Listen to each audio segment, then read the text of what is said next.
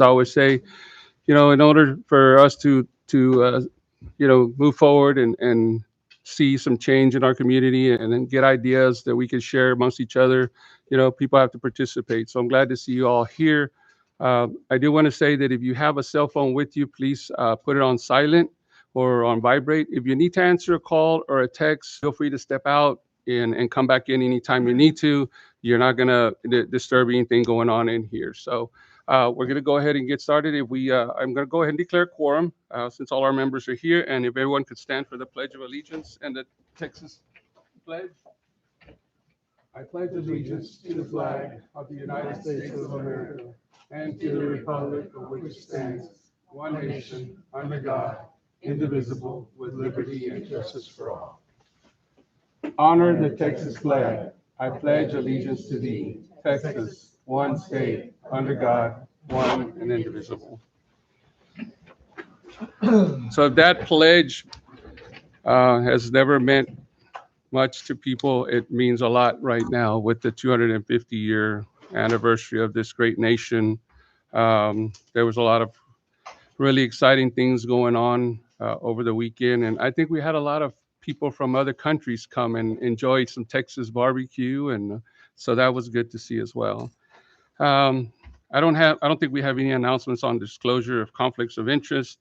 We're going to move over to item D, public comments. Do we have anybody signed up for public comments? Betsy, is anybody signed up for public comment by any chance? Okay, so then we're just going to go ahead and move on to item 2, reports, summary of the June 27th and 2026 workshop. Just real quick, we had some really good discussion. Some of our members, had to work and were not able to attend. But the ones that were here, we were able to kind of throw some ideas around. We will have some other workshops coming up, and hopefully we can all get together at the same time so we can kind of throw ideas back and forth and see what we want to see for this coming fiscal year.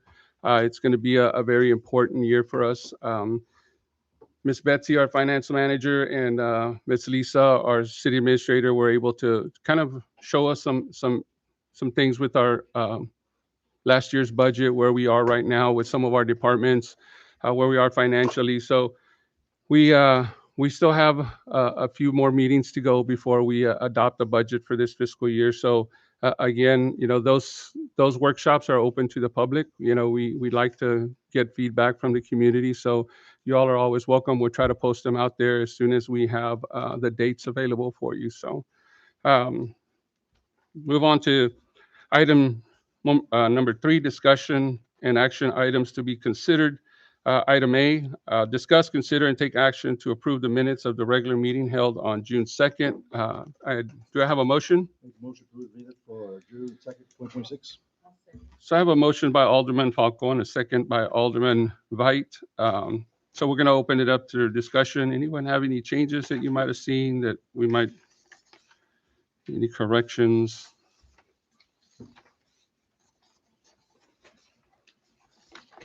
Okay. So if there's no discussion, we'll move on to the vote to approve the minutes of the regular meeting held on June 2nd, 2026. Place 1, Yes. place 2, Yes. place 3, Abstain. place 4, Yes. place 5. Okay, item B, moving on.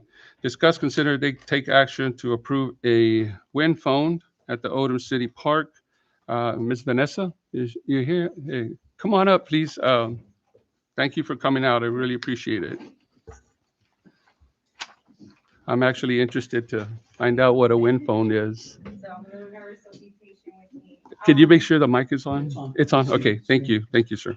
Okay, so the reason why I'm here is I have pictures. I don't know if I can pass that around. So me and my siblings are interested in putting, it's kind of like a, how y'all have that booth outside with the books where y'all can put books and then leave books like for a trade-off. Yeah.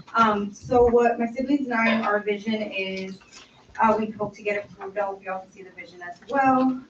We're interested in placing, it's called a wind haven, and we named it BJJ. So what it is, it's a non-working telephone that we put in there. It doesn't work. It's just for people who are dealing with mental illness or physically they're just going through stuff. I know sometimes going to a therapist or the means to pay for that is kind of not ideal for people. So we feel like if somebody is going through stuff, they can go to that little that phone booth that we'll have, just to speak through it. They can speak to a past one that they have lost before. If they want to just speak out loud for something they're dealing with, they can do that as well. Again, like I said, I know it's kind of hard to pay something that's kind of pretty pricey, or some people don't believe in going to therapists. They just want to speak out loud. I myself have lost a best friend a couple of years back. It's pretty hard, and I'm sure everybody has gone through a loss. For me, I like to go and sit somewhere peacefully on my own and just talk to myself. I mean, people do that as well. That I pass that around to see if maybe y'all can see the vision as well. Where it says the Win phone, it's going to be a little note there. That way they can just read that and then express themselves however they feel is best for them. Okay. I've actually seen something similar to it. When I was in Austin, there was a couple of actual privately owned coffee shops where, kind of like Starbucks, but they were privately owned. And they did have, and a matter of fact, I was there one time and I picked up the phone. I'm like, do they really have they had like real dial phones? Like, does this phone actually work? And it's like, there's nobody there. And I'm like, okay. So I asked, and they didn't call it a Win phone. They had another name for it. Yes. But they told me, basically said, we have people who come here and are dealing with emotional issues, and sometimes they're here on their computers. They might be visiting with people on FaceTime or Zoom or whatever. At the time, I think it was called Skype. I don't know if it's even Skype anymore. Wow. But and she said, and I said, do people really use this? I mean, she says, yeah, pretty much every day. Somebody, and she says, we have regulars that actually come and sit here. They pick up the phone and dial grandma's old phone number, which I still have. I don't memorize a lot of y'all's phone numbers. Even my wife's phone number, I don't memorize, but I still have my grandma's old phone number. And if I could sit there and dial her number and just have a conversation with her or my grandfather. So I was really once, at first I was shocked that there were so many people that actually used it on a daily basis. But then I kind of realized, that, there are times when we just want to pick up a phone And just talk. and just talk. It might be to someone that passed. It might be to someone who's too far away, or something like that. So yeah, I mean, I think we don't have anything like that here. And I mean, Miss Donna, I think the library might even be a good place to put something like this.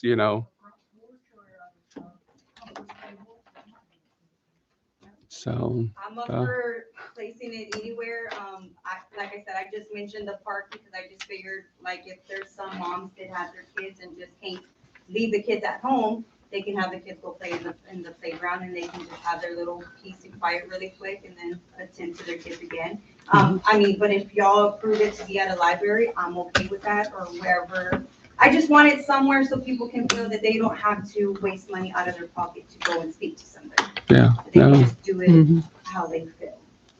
I personally think the atmosphere of the park would probably be. yeah, That's for sure, yeah. my opinion. Oh no, I think I mean, so I'm saying we could have one at the park, one at the library. I mean, I would love it. Uh, So, and you know, me and my siblings will pay for everything. We don't ask for any donations or anything like that either. It's just coming from me. I have an older brother and a younger sister, so I'm the middle kid. yeah, But we came up with this idea. We've seen it before. The first one we saw was in Victoria, and this lady that I spoke with, I asked her like how she went about it, and she was like, "Oh, I did it at the park there," and I'm like, "Oh, that's wonderful." So I Yeah. spoke with my siblings, and we just figured we would start here. It's gonna be our first location, our first ones I thought of. So this is where I would hope to get their approval for. yeah. I mean, I think it's a great idea, and yeah, again, there's probably been more times that I would like to count that I've thought about, just dialing I had my grandma's phone number saved on my phone up until maybe 3, 4 years ago. Finally deleted it. And some days I feel like dialing it just to see who picks up, right. and say, hey, this used to be my grandma's phone number. But any other questions or discussion, folks? I'll make a motion, we approve the, wind phone at the Odem Park. I'll second. We have a motion by Alderman Falcon, and second by Alderman Huerta. If there's no more discussion, we'll move forward with the vote. Place 1, Yes. place 2, Yes. place 3, Yes. place 4, Yes. place 5. Get with Miss Lisa, and we can work on getting what we need for you.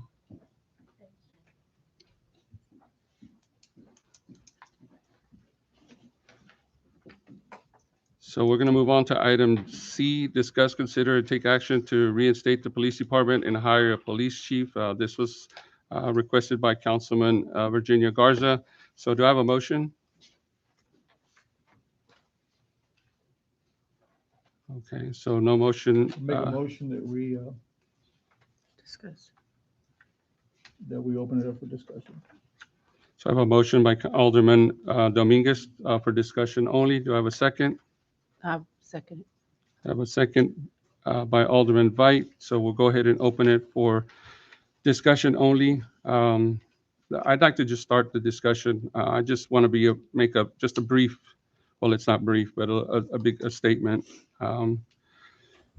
So, this has been kind of coming up on the agenda a few times, and I want to first say that I'm not against having a police department if I know that we could sustain it financially for a long period of time. I don't want officers getting hired and they work here for a couple of years, and then we have a whole new council that says, no, we don't need a police department, and then we have to fire them and lay them off. That was a horrible thing for me to have to lay off the officers that were here that thought that Odem was going to be the place that they were going to retire from. So again, I just want to make sure to reiterate that I'm not against it, but I do want to make clear that myself, our financial advisor, and city administrator have looked, and we just do not have the revenue to sustain a police department at this time. Ms. Martinez, who was our city administrator in the past, when I was elected, said that on several occasions she made it known that she made it known to the council that the police department was that there was no way to fund the police department, but those concerns were not heeded. So today, I just want to reiterate that the general fund, which is a fund that would pay for this police department, still cannot sustain the cost of operating a police department, even if it's a 1 or 2 people. The cost really outweighs the benefit, because just having one police officer, the DPS will no longer help investigate traffic accidents within the city limits. So we would need a second officer to help approve accident reports, to file them with the state. So over the past 4 years since the police department was deactivated, the city's financial conditions have improved. However, we continue to subsidize the general fund with revenue from the water and wastewater and garbage fund to cover ongoing deficits. With nearly $1 million in necessary repairs to our wastewater system, those utility funds that we've been using to kind of subsidize the deficits can no longer be used to support general fund shortfalls. They must be dedicated to completing these critical infrastructure repairs over the next year. Additionally, the city must complete work associated with a 2019 supplemental environmental project required by Texas Commission on Environmental Quality. We had to submit some more invoices towards that 2019 supplemental environmental project, because there were fines that were associated with them. And they're reviewing those invoices to see if we're still going to have to pay those fines. And failure to close out that project carries financial penalties. We also have additional violations identified in 2023 that represent more than 100,000 in potential fines and corrective actions that must be addressed. I reached out to TCO on June the 18th. I emailed Sergeant Pace, and I've given everyone a copy of those emails that between myself and the sergeant. Sergeant Pace is out of Austin. She oversees this region from the Austin office of the Texas Commission on Law Enforcement. I reached out to her to ask about the status of the city police department's license and how that status would affect any reinstatement process. I also asked what would be required of the city if the city decided to move forward with reestablishing the department. On June 22nd, Sergeant Pace responded to that the Odem Police Department is currently listed as inactive in their system. Before the agency could be reinstated, TCOL would be required to conduct an agency inspection, and the department would have to demonstrate compliance with all minimum standards outlined in the Texas Administrative Code, Section 211.16. She also advised that all TCOL files would need to be reviewed to ensure they are complete and properly organized. I just want to say I would welcome this review, actually. There have been concerns in the past regarding the department's records, and having TCOL review those files from the previous agency could help ensure we avoid repeating past mistakes. On July 1st, I followed up with the sergeant to confirm my understanding that before any reinstatement could occur, TCOL would first have to review the city's request and verify that all required conditions had been met. On July 2nd, Sergeant Pace clarified that in order to reactivate the Odem Police Department, the city would need to complete the process for establishing a new law enforcement agency. So we'll have to start from new either way. She further advised that TCOL is currently revising the new agency creation process and is not accepting new agency applications until approximately October 2026. She added that Odem has been placed on the list of agencies interested in establishing a new department and encouraged us to contact her again in October. So based on this information, even if the city council were to decide today to pursue reestablishing a police department, the application process cannot begin until TCO resumes accepting new agency applications. More importantly, the city must first address its current financial obligations and infrastructure needs before taking on the significant and ongoing expense of operating a police department. It is my responsibility to provide an honest assessment of the city's financial conditions, and at this time, I cannot recommend moving forward with establishing the police department. Thank you. I'll open it up for discussion from any of our council members. Well, Mayor, first of all, a couple of months ago, I don't ever recall Betsy saying that we could not afford it. She never said that. You never said that we could not afford a police department. You never said that in our meeting, which I'm sure is documented somewhere, okay? Second of all, you say you don't want a police department, but you're talking about, that meeting that we had, you said, Dominguez, what are you looking at? I said 150 to 200,000, no more. And you honestly, you sat there and you said, we can do that. You said that at that time. Exactly. Now, that was 3-4 months ago. Because we haven't moved forward on it, the cost has gone up. A lot of things have changed. I understand that. But it's not because we're not asking for the 10-man police force that we had before. We're asking only for the 2 individuals, a chief and an officer, and that is it. And if we can't afford it, then show me or show the council where we can't afford it. But the numbers that I'm looking at and the numbers that I think the council members are receiving, it's telling us that we can't afford it because we're spending money. We're spending money in all the other areas.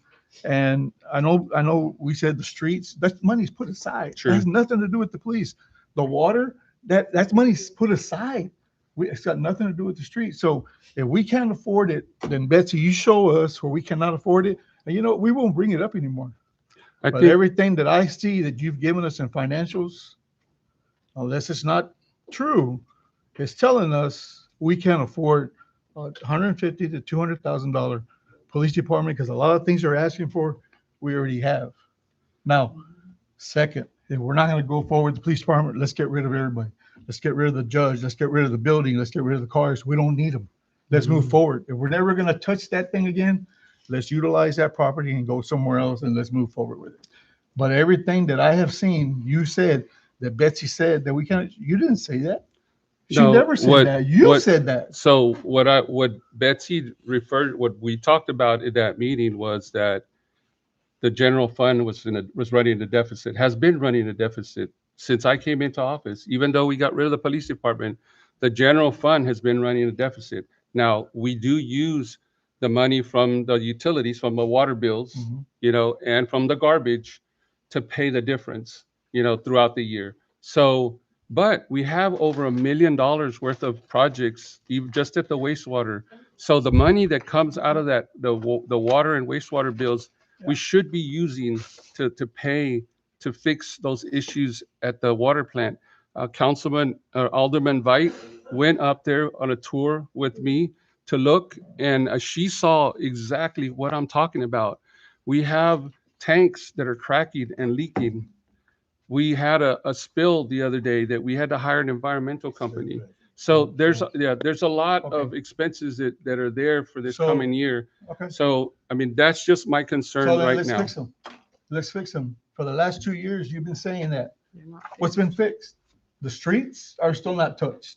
Okay, we talked about the cracks in the water tank. We talked about the water department. We had a project financed by Benny. He was taking care of all that till you blasted everybody on Facebook. Then the financial people backed out. He backed out of it. So that's kind of a whole other discussion. No, though, it's not a whole because discussion. What we're talking about. If we cannot afford it, then we cannot afford it, and let's move forward because there's money. Let's move forward and let's fix the projects that you say need to be fixed, and let's go forward with it. That's But what to I would me- like to see going forward. But to me, if that's what you want the money to be used for, then say that. But she didn't say that we could not afford a police department. Has You our might have general said that. fund No, been running a no. deficit? She didn't. No, You she said did. that- You said that she said that we could not afford it. She did not say that. Well, the implication is that if we're running a deficit in our general Your fund, we implication. can't afford anything No. else added to that No. fund. The So, general fund usually uh, runs in a deficit every month, and it's supposed to run almost at a Right. deficit till you get. Well, it's I mean- been like that for years. We've been trying That's to, not correct, though. that's, I Yes. mean, That's it's not really not Yes. correct that we're running out of, Every city runs at a deficit. They do. everybody. city. No, towards the end of the month, They do. towards the end of the Yeah. month, Because they're Nobody- paying. Yes, they do. because there's So- money. So you write checks There's- that, there's money you have. No, what I'm saying, the money just rolls over. That's basically what I'm saying. What I'm saying is, 300 and some thousand in, let's see here, municipal court, $334,000. Municipal court again, $21,000. and I know, This is back in the last 5 years. What have you been spending the budget for the police department? Over $700,000. But we're not asking for that, Jesse. We're not asking for that. We're not asking for that. So We're not asking for that. We're not we're disagreeing. talking about this, give us numbers. No, we're not. But give us numbers. We're not asking. We're not asking. We're not asking for the same number right now. We're not asking. we've already asked, whatever we asked. It's not before the start, correct? No. So, we were council, that's when you want to. Hold on, finish up, I'll finish up. Go ahead. So now you're 20%. So who's gonna cover the law, the law? Just like it is now. So, You gotta tell me they're gonna back out. They're gonna back out. What they do now? They do now. They do that now. No, we pay for dispatch services only, and that's for the fire department and EMS. That's the only cost associated, with the police, with the sheriff's department, it's for dispatch services. So, let's talk about this liability.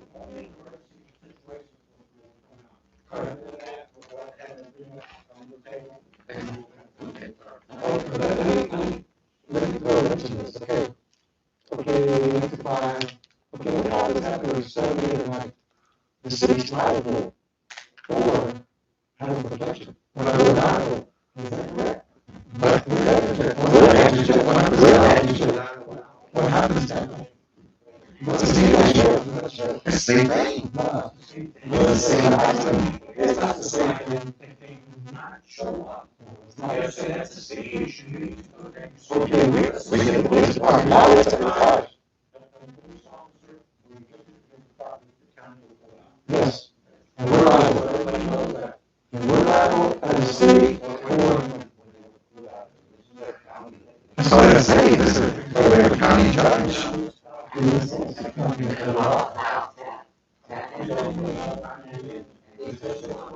No.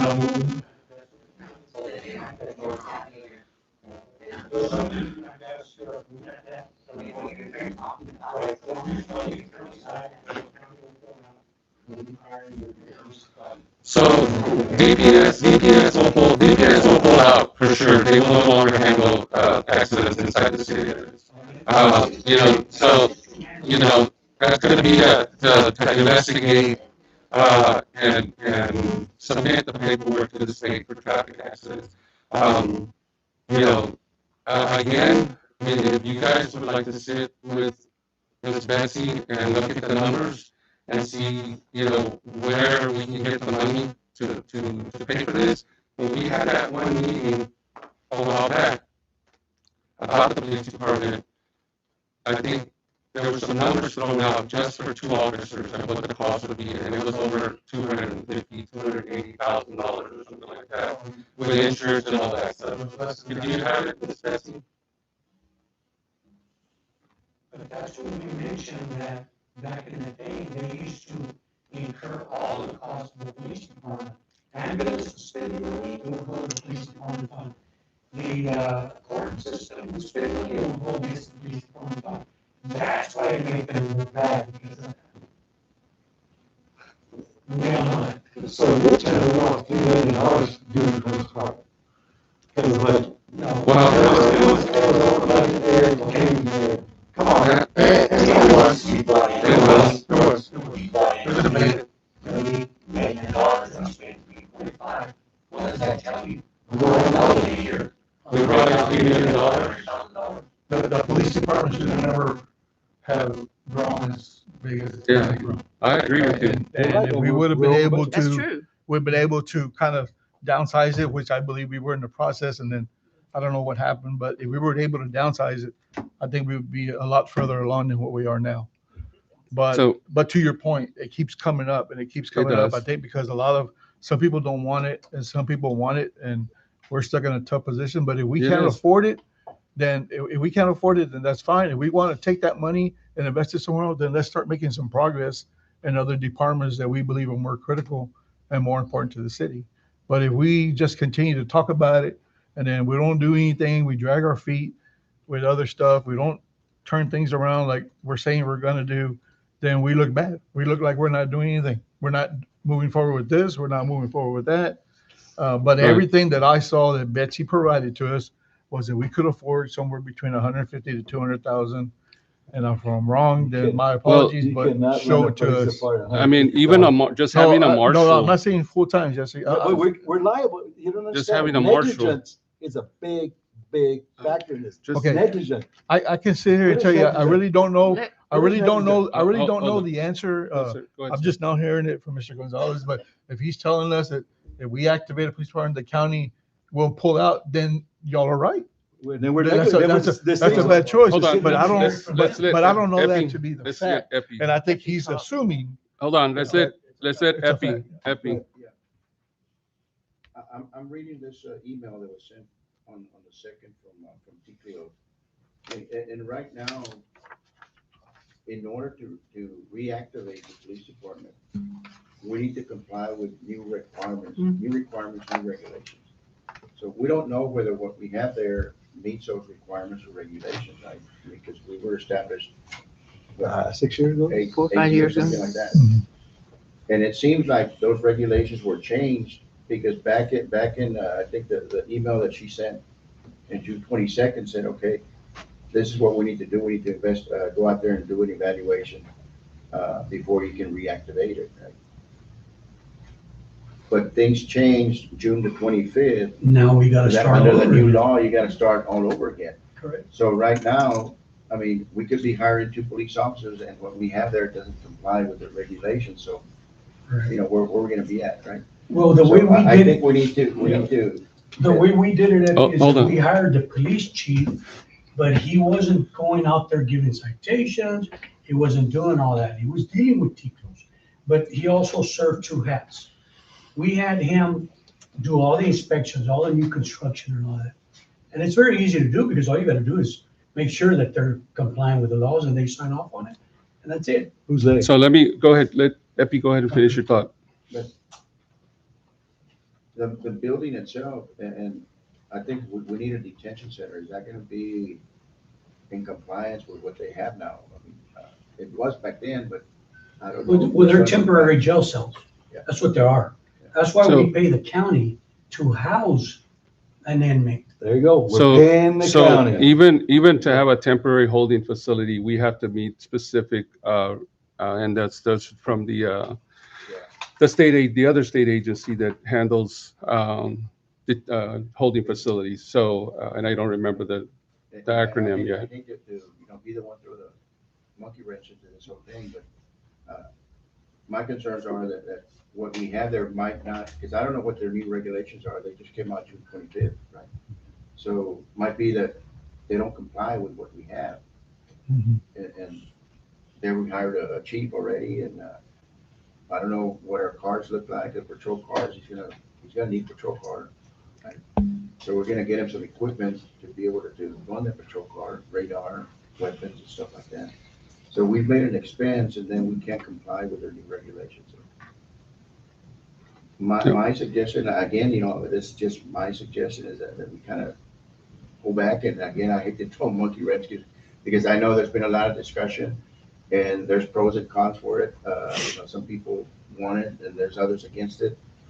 But at this point, I think we really need to kind of step back and see what those new regulations are before we jump in and start hiring people that at the end would not might even be able to use them because we can't comply with the regulations. Well, I mean, That's, her email specifically said that they're not taking any new applications at this time anyway, until maybe October, once they get the new process in place.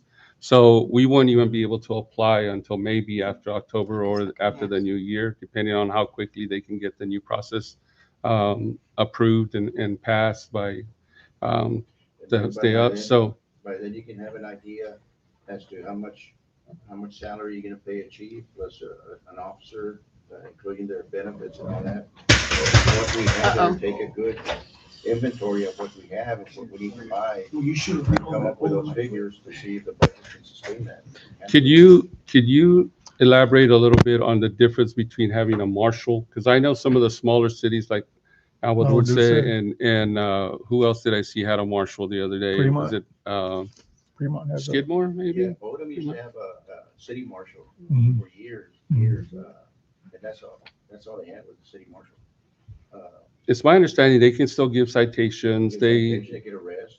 They could serve summons and warrants, and so they could do pretty much. What a constable does. I mean, that's what a U.S. City marshal would be able to. And the liability. Father-in-law was a constable. He would arrest people and he Yeah. had to transfer them to some to San Antonio and he was doing. So I think that might be something to look at as a starting point for us. Financially, I don't know where we would be with something like that. Because, and then I don't know how that would affect our agreement with the DPS, because I do see DPS like at Agua Dulce pulling people over anyway, because the marshal's not always, because he falls under the court, not necessarily the city per se, is my understanding, What but happens is when you have your own police department, you got DPS, you got the sheriff's department, and you have constables. And they're all obligated to patrol your area, right? But what I think what the commissioner is saying is that they're gonna pull out, means that if there's an accident or a call, a burglary in progress, then the city's gonna be responsible for handling that. They're not gonna handle that. DPS is not gonna come handle an accident inside your jurisdiction. correct. So I think that's maybe what you're talking about, because pulling out altogether, I mean, you have an obligation to patrol your county. I think the thing would be investigating crimes within the city limits. If it's an emergency, like the other day, we had an emergency at the Circle K. we had 3 DPS troopers and 3 county officers respond. And speaking to the manager there, within 3 minutes, they were there. We had 6 units there to responding to this. Uh, Emergencies like that, they're still kind of obligated. The sheriff's department is still, if there's an officer in the area, will respond. If DPS is in the area, obviously they'll come in and respond in emergencies. What they won't be doing anymore is getting the burglary. Somebody stole my car, somebody stole my lawnmower from my garage, and having their detectives investigate, the rash of burglaries or car break-ins or something like that. It would fall back on our local PD. No matter what hour of the night or day that those incidents happen, if we are gonna say, okay, if there's a burglary of a house after shift when we don't have anybody on duty, well, the sheriff's department is not going to come out because it's not an emergency. Just somebody broke into somebody's house. So we're going to have to either wait till the following day when our staff comes in the morning to address that, or are we going to call him out and pay him overtime to come out? Because if I'm a citizen, and I'm just talking in behalf of our citizens, somebody breaks into my house, I show up, I just went out to eat, and I get home, and my house is ransacked. I don't want to wait till tomorrow to see the Odem PD show up at my house and take in a report and start investigating it. I want somebody to come right now. So we would have to put those kinds of things in place if we had our own department and it was something like that happen after hours, because it's not an emergency. So small stuff, somebody stole my lawnmower, we just take a report over the phone, and give them a cause number. It's not stuff that we can address right away, but critical things like a burglary or something like that, if it's not a burglary in progress, the county or DPS is not going to come and help. You're for sure of that. Mhm. You're confident of that, or there's something we need to look into? No, I'm pretty sure that. You're pretty sure. You're I'm confident sure. of that. I'm sure. You know for a fact.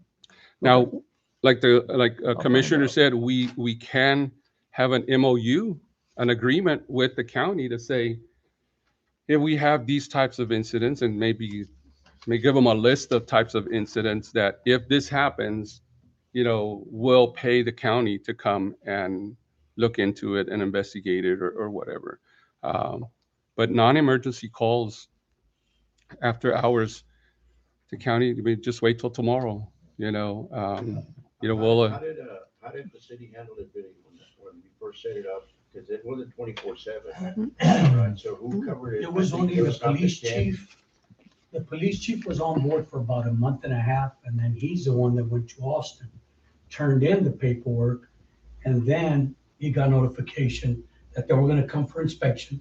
So they made sure we had vehicles, weapons, LiDARs, radars, bulletproof vest, a holding cell, evidence room, so we had everything, and that's when they passed it. So he didn't start hiring till like October, and I think we saw a low number that Jesse mentioned. Well, why is it a low number? They weren't collecting or giving tickets. It's because we didn't have anybody. They were barely collecting. But once they started, were they 24/7? No, sir. So who handled the calls at night? How did that work? If it was an emergency, like the commissioner said, if somebody's, if it was a burglary on site, they would probably show up. They would. But if it was like a lawnmower stolen and you called in, they would tell you gotta wait till the morning and deal with your own PD. If it's an animal bite, well, you gotta wait till tomorrow to deal with your own PD. So, I think there are other options on the table besides going and moving. There's the marshal option, like, I think Fremont, you said, has a Yeah, marshal. And I'm okay with that. Yeah. I'm okay with that too. I'm just saying that if we are going to continue to, it's like Jesse and you just said, keeps coming up. It keeps coming up because we're not doing anything with it. So either it's going to die, or yeah, maybe we go to a marshal type service like y'all are talking about, something that is we're still able to take care of our citizens. We're still able to go forward with it, and we can still get service by the county, and we're all working together and we're moving forward with it. Yes. We still Hold on. have a lot of city Commissioner.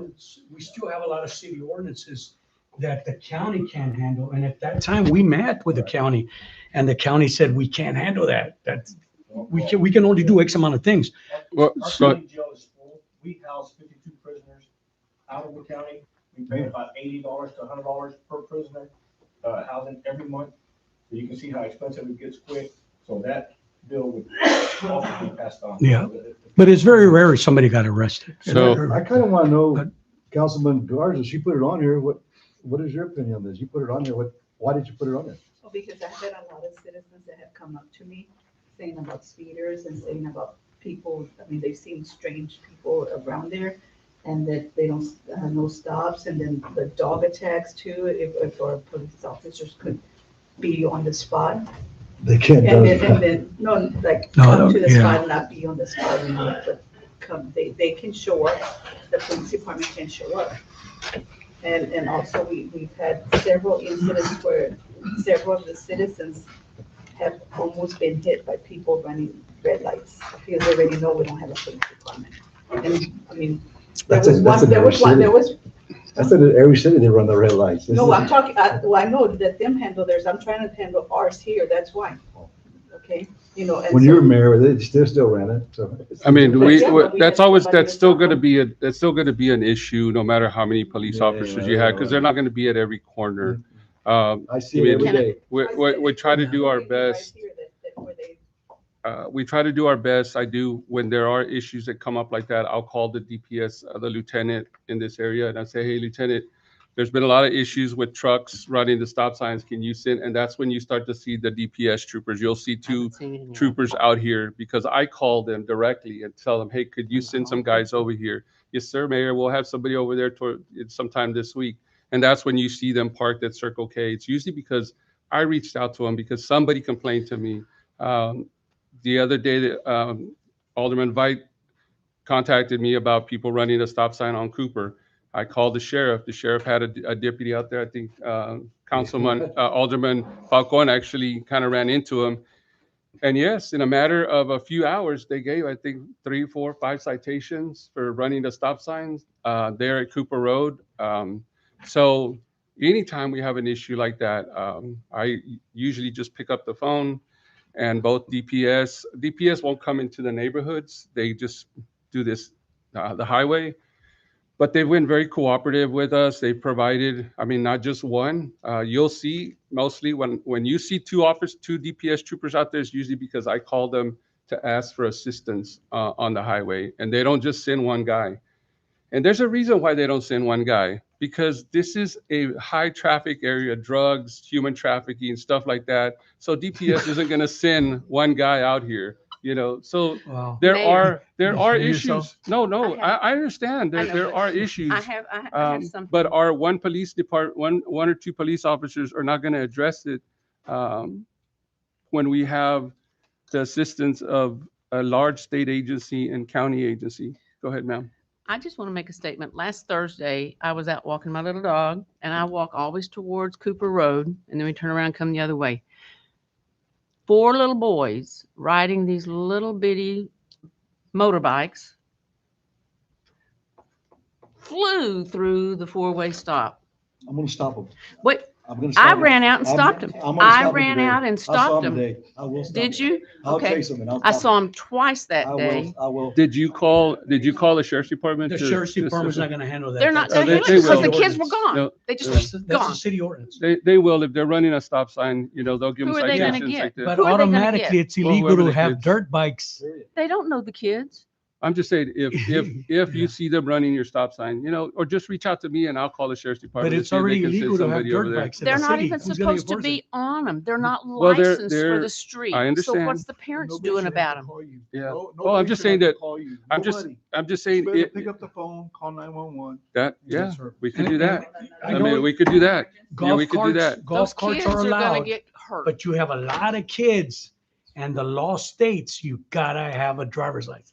Even though Well, they're the law legal. states that, but I tell you right now, I've been through around the fire department a couple of times, and I've seen kids who do not have their driver's license inside that fire department getting ice on their coolers, and I know nobody on that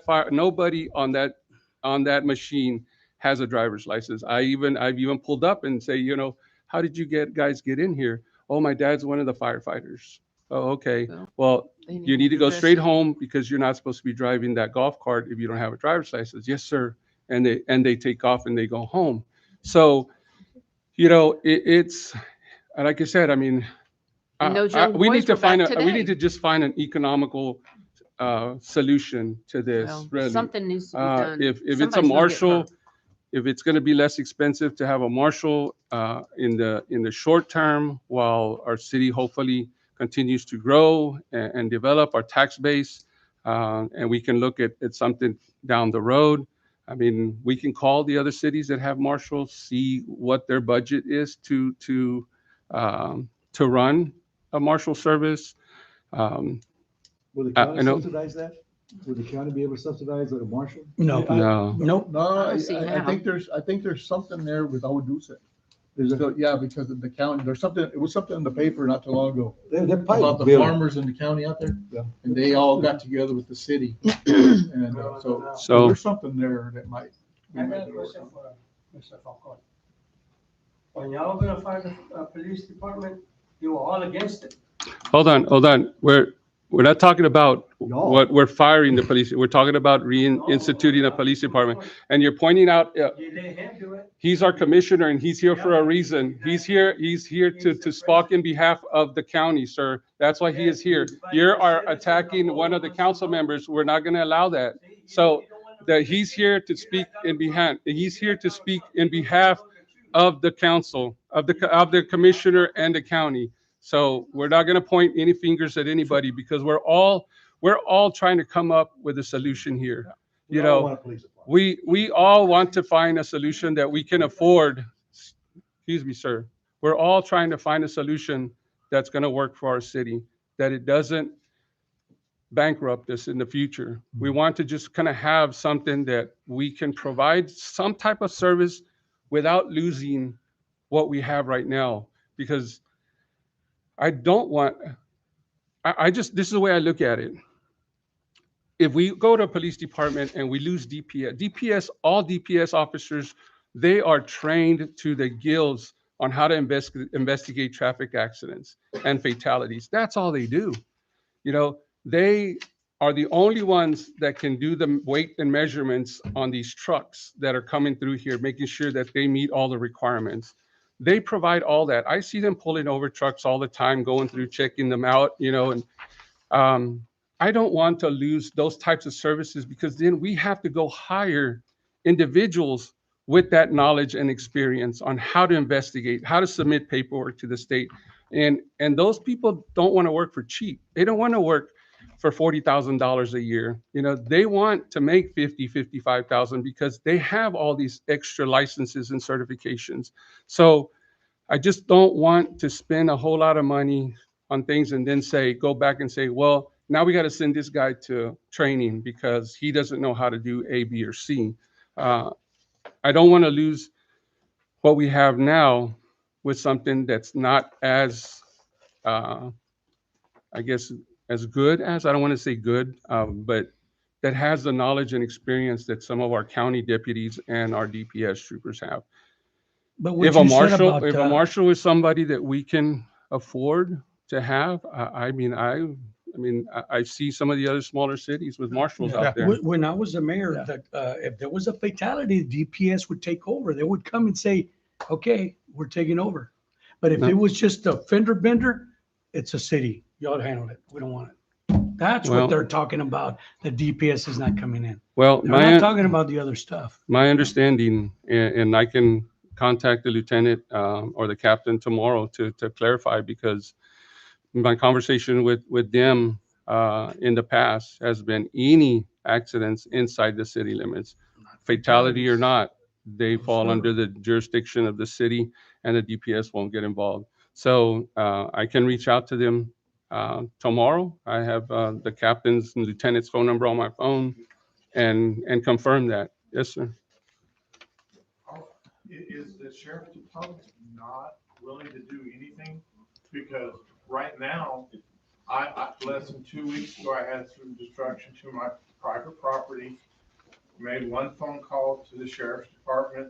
and within 30 minutes, there was a deputy taking a report, filed the report, contacted the person, and the issue was resolved within a 7-day period with one phone call. And that was just a person calling there. Yeah, and we have had some incidents around town where I think and Alderman Falcon, where there was a kid walking around jumping fences in Odem South, and they called 911, and within about 3 minutes, we had 3 deputies out there searching for this kid that was jumping into people's backyards. So, I mean, again, we're all looking for a solution that is financially feasible, that's not going to hurt the city, that we're able to get some of the things that we need to get done infrastructure wise.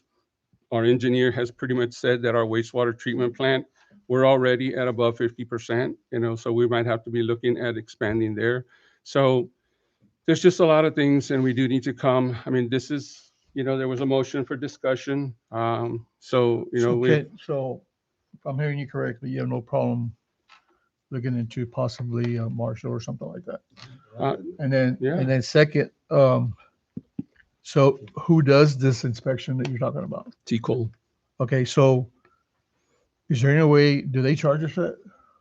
I don't think No. they do, because they Oh, check, they yes, do, there's a they fee. do, they do There's a the fee. annual inspections to the jails and stuff as well. So I would have to find out, but they're not they're not taking any No, new I- applications till I October. understand that, So, but if this, because even if you did the Marshall, you're still gonna have to do this. oh yeah, for sure. So if we could get them to come and start inspecting, the cost might be too big to even talk about It's it. $1,000.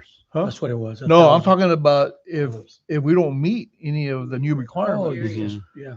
I mean, the cost might Just be like Epi said, the jail, maybe they want a bigger jail. right. So could we start that to see even if Yeah, I can email tomorrow. I can email the sergeant and see, even though they're not taking any new applications, when's Just the a earliest that preliminary. we can have somebody come Yeah. on, do a because walkthrough? maybe we're even talking And- about and something see. we can't afford Yeah, sure. because of that building needs a lot of work because I know it's been empty for quite a while. And Yeah, I know things change, but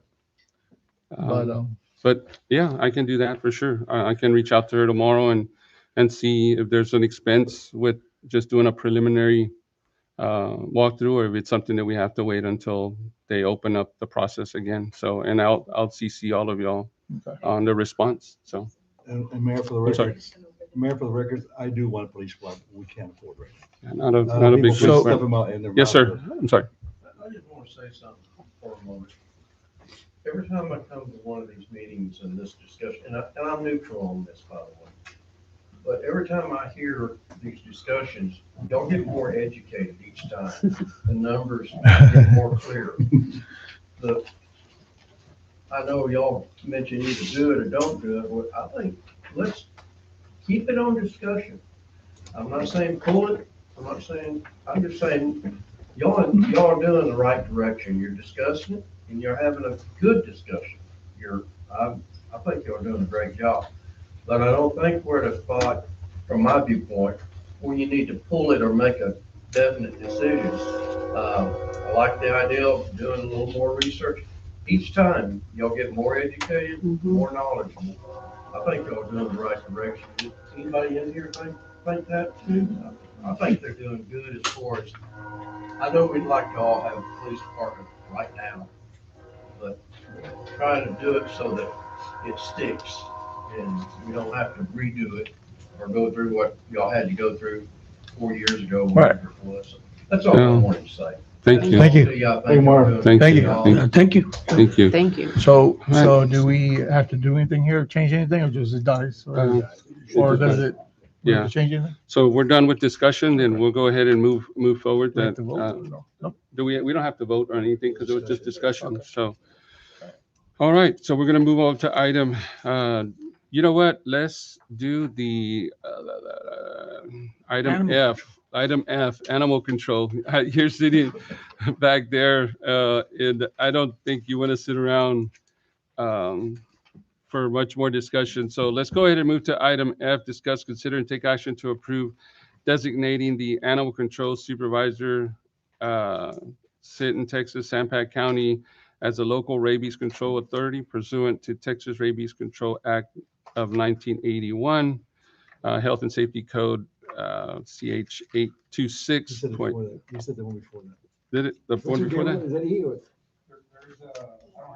Oh, I'm sorry, the interlocal agreement. I'm sorry, this item E, yes, item E. Discuss, yeah. consider, and take Yeah. action to approve the renewal of the interlocal agreement between the city of Odem and San Patricio County for limited animal control. I'll make a motion with the, approve the interlocal agreement.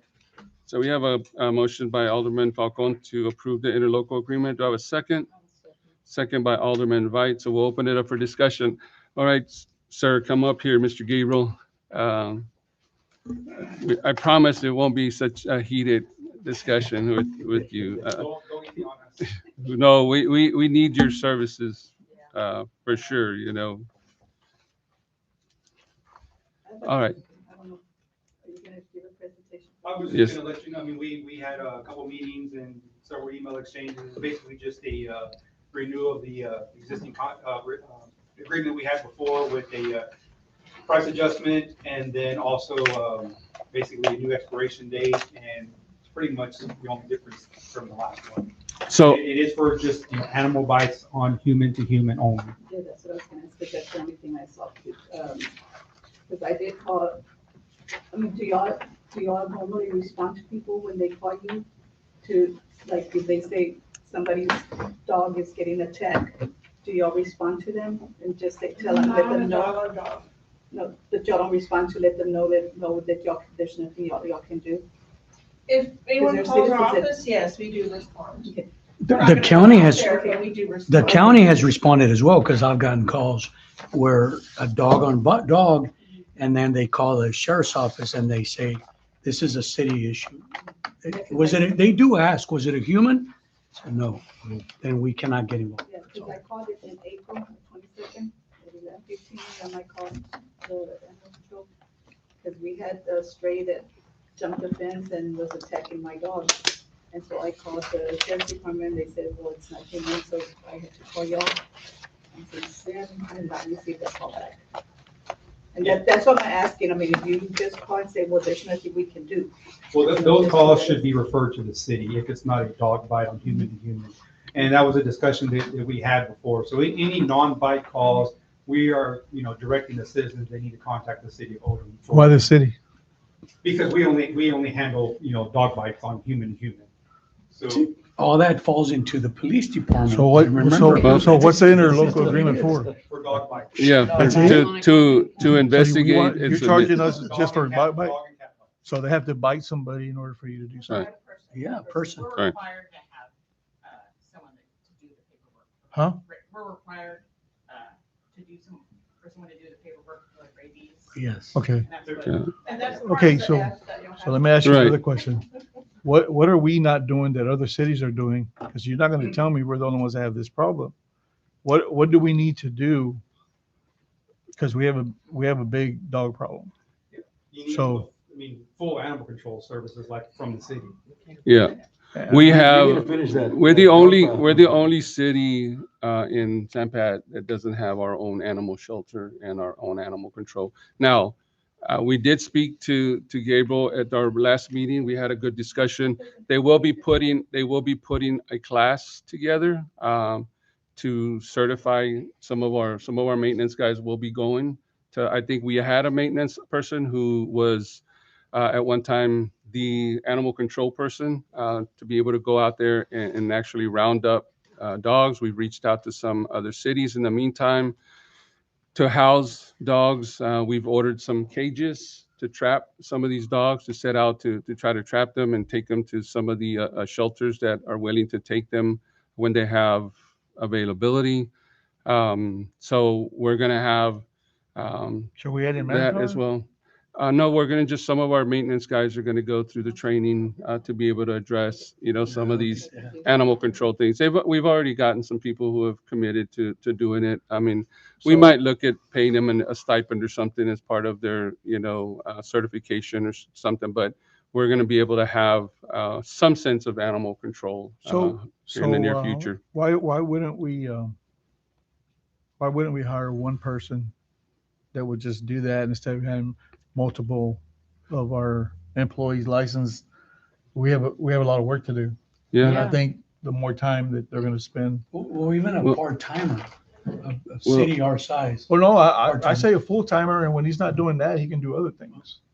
Well, that's kind of what our plan was, That's to have our you can guys do other be able to things. do other things, and also when there's in a situation where there's a violent dog or something, that they could go out there and address it. I mean, obviously we have issues with the community. There are a lot of animal lovers out there, me included. We've set out cages before, and we've had People people let 'em call, say, hey, there's a dog in that cage you guys set up. And when the guys get out there, the dog's gone. Yeah. Because they see him pounding his head on the Yeah. fence and trying to escape, so they let them out. So, yes, sir. On that issue, we, as a county, and in the direction of Gabriel and Crystal, we have picked up 10 dogs in the city of Odem and assisted with the mayor and Lisa calling. know that. And we've got a pet bull here that's chasing people around, triple K and stuff. We have directed Gabriel to come out and pick it up. Okay, so you are picking them up. So there is some things that we have done out of. Okay. courtesy. They have helped us out. Okay. That was not part of the agreement, that was done out of courtesy. We've also patrolled. Can we there's put in the also agreement? courtesy. We've done that quite a bit in the area just to see where the dogs are. I do think code enforcement, I know y'all are working on that, would be a big deal. A lot of these dogs are not strays. They're ex-stray, but they're not strays. A lot of these are owned dogs. Really? And so some of the calls that we're getting, when we're patrolling our regular business hours, they're inside people's homes. They're let out after hours, and that's where the problem is coming. So I think code enforcement, making sure that they're licensed with their rabies, that they register their dog with the city, with their rabies tag, they get a tag. Mhm. I think your ordinances on We have keep 'em that. We leashed. have it. I think if y'all have an So, ordinance so, on how yeah, many we- dogs someone is allowed to own. So, and Yeah, y'all we keep have that enforced, I think program that would already. help a lot. Yes, we have Okay, that We program. do. We've so, implemented for a long time. And again, it's just to control the pet population. They got caught, we already knew whose dog it was. so And I they have would two, get fined. so I have two questions for y'all. What is considered an aggressive dog? An aggressive dog is a dog that bites a person. That bite. Yeah. So, Yeah, that's the so then you definition. have yeah. the- so what's the purpose of the cage? What's the purpose of the cage and trapping the dog? What are y'all gonna do with that? That's something for the So what do city. we do with it? We have reached out to other communities. None of the ones around our area are taking the dogs, but we have reached out, and we can talk about that after the meeting. Okay. We reached out to other communities outside of our area that have some space available. Around here, everybody's having the same issue. I think these dogs kind of wander from town to town because there's some dogs that I've seen in Odem that I see in Sitten a few days later. So they're kind of roaming around from one town, wherever the food is. Are you taking them? from You here know, to there? So I got another question. With the code enforcement, a lot of these dogs, the majority, the percentage of the calls coming in for aggressive dogs are dogs because they're packing because there's a female in heat. Mhm. If someone owns that female, it belongs to someone, it's not a stray. They're letting her out in the evening, dogs are packing up, people are getting bit because of it, other dogs are getting attacked, they're getting killed because the dog was in heat. So part of your city ordinance, if you have it listed that, okay, say your registration fee is $10, I'm just throwing out any number, to make sure that they're registered with the city. But if it's not spayed or neutered, we're gonna charge you a $50 fee. That helps people decide, you know what, I don't wanna pay $50 every year for this dog, and I don't want her having puppies. That might help push to get them spayed, and that might help with that as well. There's also programs that if we get established some sense of animal control, it doesn't necessarily have to be a whole department. There are some grants out there that'll help, right, with those mobile units coming out and doing the spade and neutering for less. That's a possibility. We did put Odem on that grant. Right. For a 3-year period. That particular grant is over, but she always does come up with other ones. But we did put every street in Odem on that grant for 3 years. Okay, fantastic. Yeah. Okay, I'm sorry. Sure. No, and that was gonna be my question with your pool with the county, and we have an interlocal agreement. I think if you had maybe an event a quarter with the residents of Odem, at least this is all new, okay? This is all new to a lot of residents here, and maybe you bring them over here and have them have a Saturday once a quarter till we get caught, get everything established. So that At mobile that same unit time, is at that no same longer time, in existence. at that same time, they would register with the city and get everything taken care of at one time. But that would be something that we would be able to do. That grant program is through the PAC, and they no longer Mhm. have a mobile unit because she's building a multi-million-dollar facility. So they don't no longer have a mobile unit. They would still, the residents would still have to take their animals into Corpus to have the procedures done. That would be Okay. something that would be for the resident and them, really not even a city thing. Well, I mean, we can help promote it, but that would be something that the owner of the dog has to contact them and have that done. I mean, they have to take some responsibility themselves for their own animal. I think one of the discussions that we actually had was, and I know one of the cities, and I don't want to mention any city's name, so I'm going to keep them out of the conversation, but they have a small animal shelter. I think it's 6 or 8 cages or whatever you call them, kennels. And what they do is if they trap a dog and it belongs to somebody, they come to the place and say, "Hey, you guys caught my dog." Well, okay, well, you can't take it until you need to show proof that it's been vaccinated and that it's spayed and neutered. If not, you can't take it until all that is done. This is going to be the cost, associated with it. And then once all that is done, we'll release the dog to them. If they say, well, you know what, that's too much money, I'm not going to pay for it, then chances are those animals will get put down, you know. But if at some point we get to a place where we can have a small shelter where we can take these dogs and house them for multiple days, people who own their dogs, they'll know. They'll call the city and say, "Hey, did y'all catch my dog?" And we'll say, "Well, what does it look like?" Yeah. Well, you can't. We're not going to release it to you until it's spayed and neutered. We can, bring a vet to come and do it, and do the shots and all that other stuff. So, like that, it doesn't cost the city anything on the front end. But those are things that we can talk about in the future. So just to kind of recap, this couple of years ago, the city of Odem, had a lot of bikes going on. And it is required by state law to have, those bikes reported. And so that's kind of how this all started, with the mayor reaching out to me, after hours. A lot of these were happening after hours or late at night on the weekends for any possible assistance. So that's kind of where this all started, because it's a 10-day quarantine. There's a lot of paperwork involved. You got to do business on the first day, the last day, make sure it's quarantined at the right place, make sure it's vaccinated. There's a lot of record keeping, documentation. If it's submitted for testing, there's more paperwork involved with the veterinarian's office, with the rabies lab up in Austin. So it's not just, oh, we're going to go address this call. I mean, it's from like day 1 to day 10 and even after day 10. So it's a lot of legwork, it's coming multiple trips to the city. And so it's specifically just for the bike calls. And like I said, we do come do calls out of courtesy, that we have done before. That's not part of the agreement, but this new agreement is strictly a continuation of human bikes calls. Can you tell them what the fee is to put the dog down and the house? Yeah, so the fee is basically, it's determined by the weight of the dog. So, your large dogs, if you have to humanely euthanize one, it's going to be based on the weight. So we were incurring a lot of cost on the county's end. So part of that agreement, there's a new line item in there to make the city responsible for any veterinarian costs that we incur. Because we were averaging, sometimes $300 to $400, that's on one dog. Yeah. And times 10 bites or 20 bites, that cost is going to add up. Well, I do want to reiterate the reason that I had reached out to Gabriel, and you probably remember this. The bite, we didn't have anybody, so it falls back on the mayor. Gabriel sent me all the paperwork by email. This is what you need to fill out. I sat down and started looking at it and going, "There's no way I'm going to fill out all this information. I have no idea what any of this means."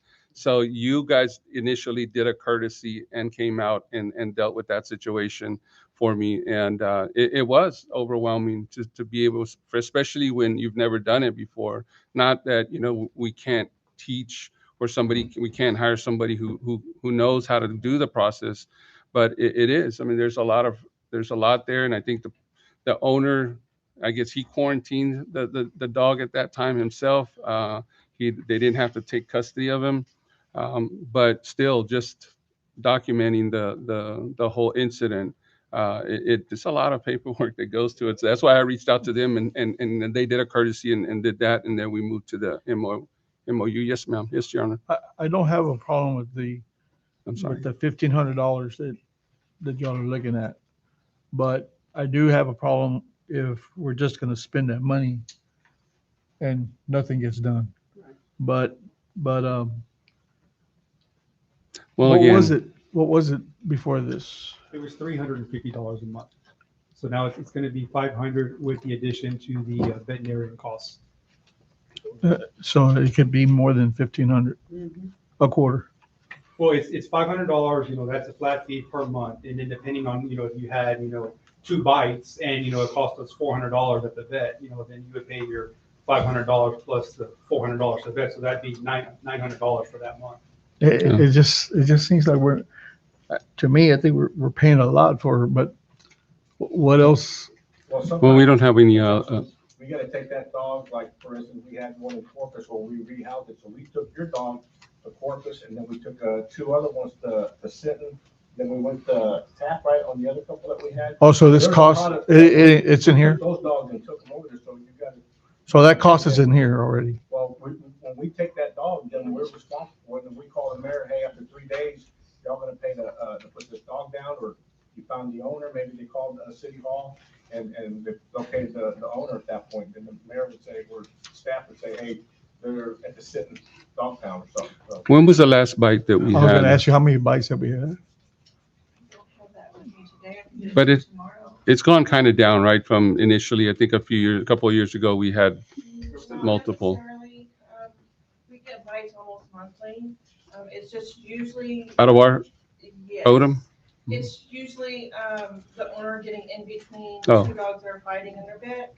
And so if it happens on the owner's property and they're current with their rabies, we do what we call a home quarantine. We have to do a lot of paperwork with that, but the dog has to be confined for the 10 days. Usually it's like the owner in between his dog and the neighbors or something of that nature.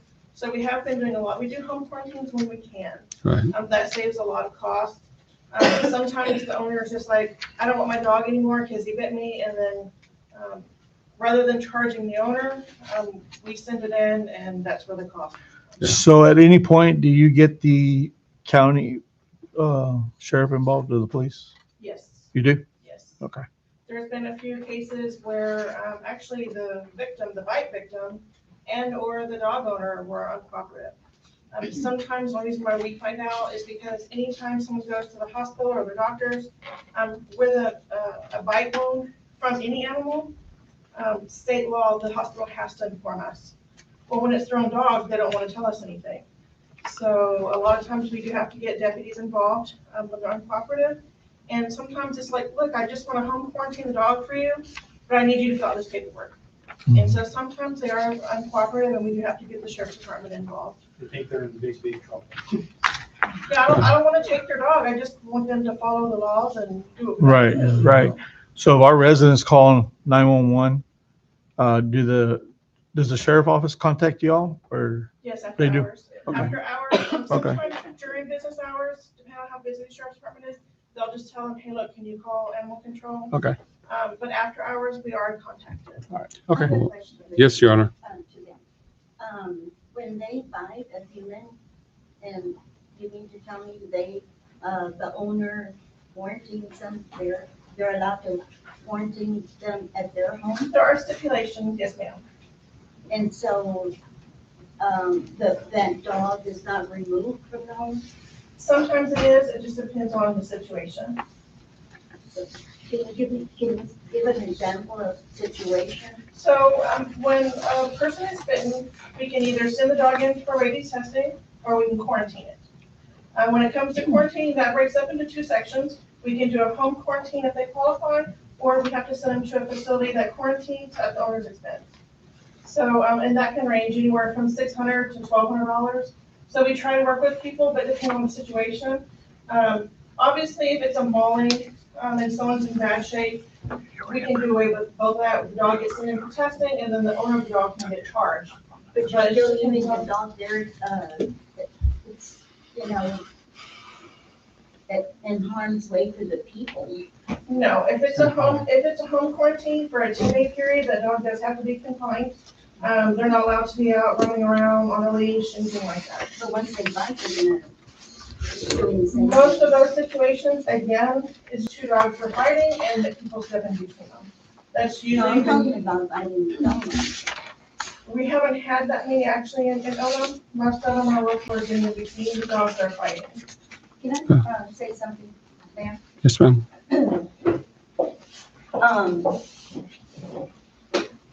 you know, I'm hearing the cost and everything, Mayor. If y'all are planning on hiring a code enforcement animal control, it's something that maybe y'all should consider and check and see if the city of Odem has ordinances, or it'd be something that, he can look into, because the county's making money with the city of Odem, and it's something that the city of Odem can be making instead of paying the county. Well, I mean, we have to look at, and again, we're looking at cost. A full-time employee, when we only have maybe 10, 15 bites a year, a lot of these, and I've had calls to me directly where people say, hey, I just got bit, and who do I need to call?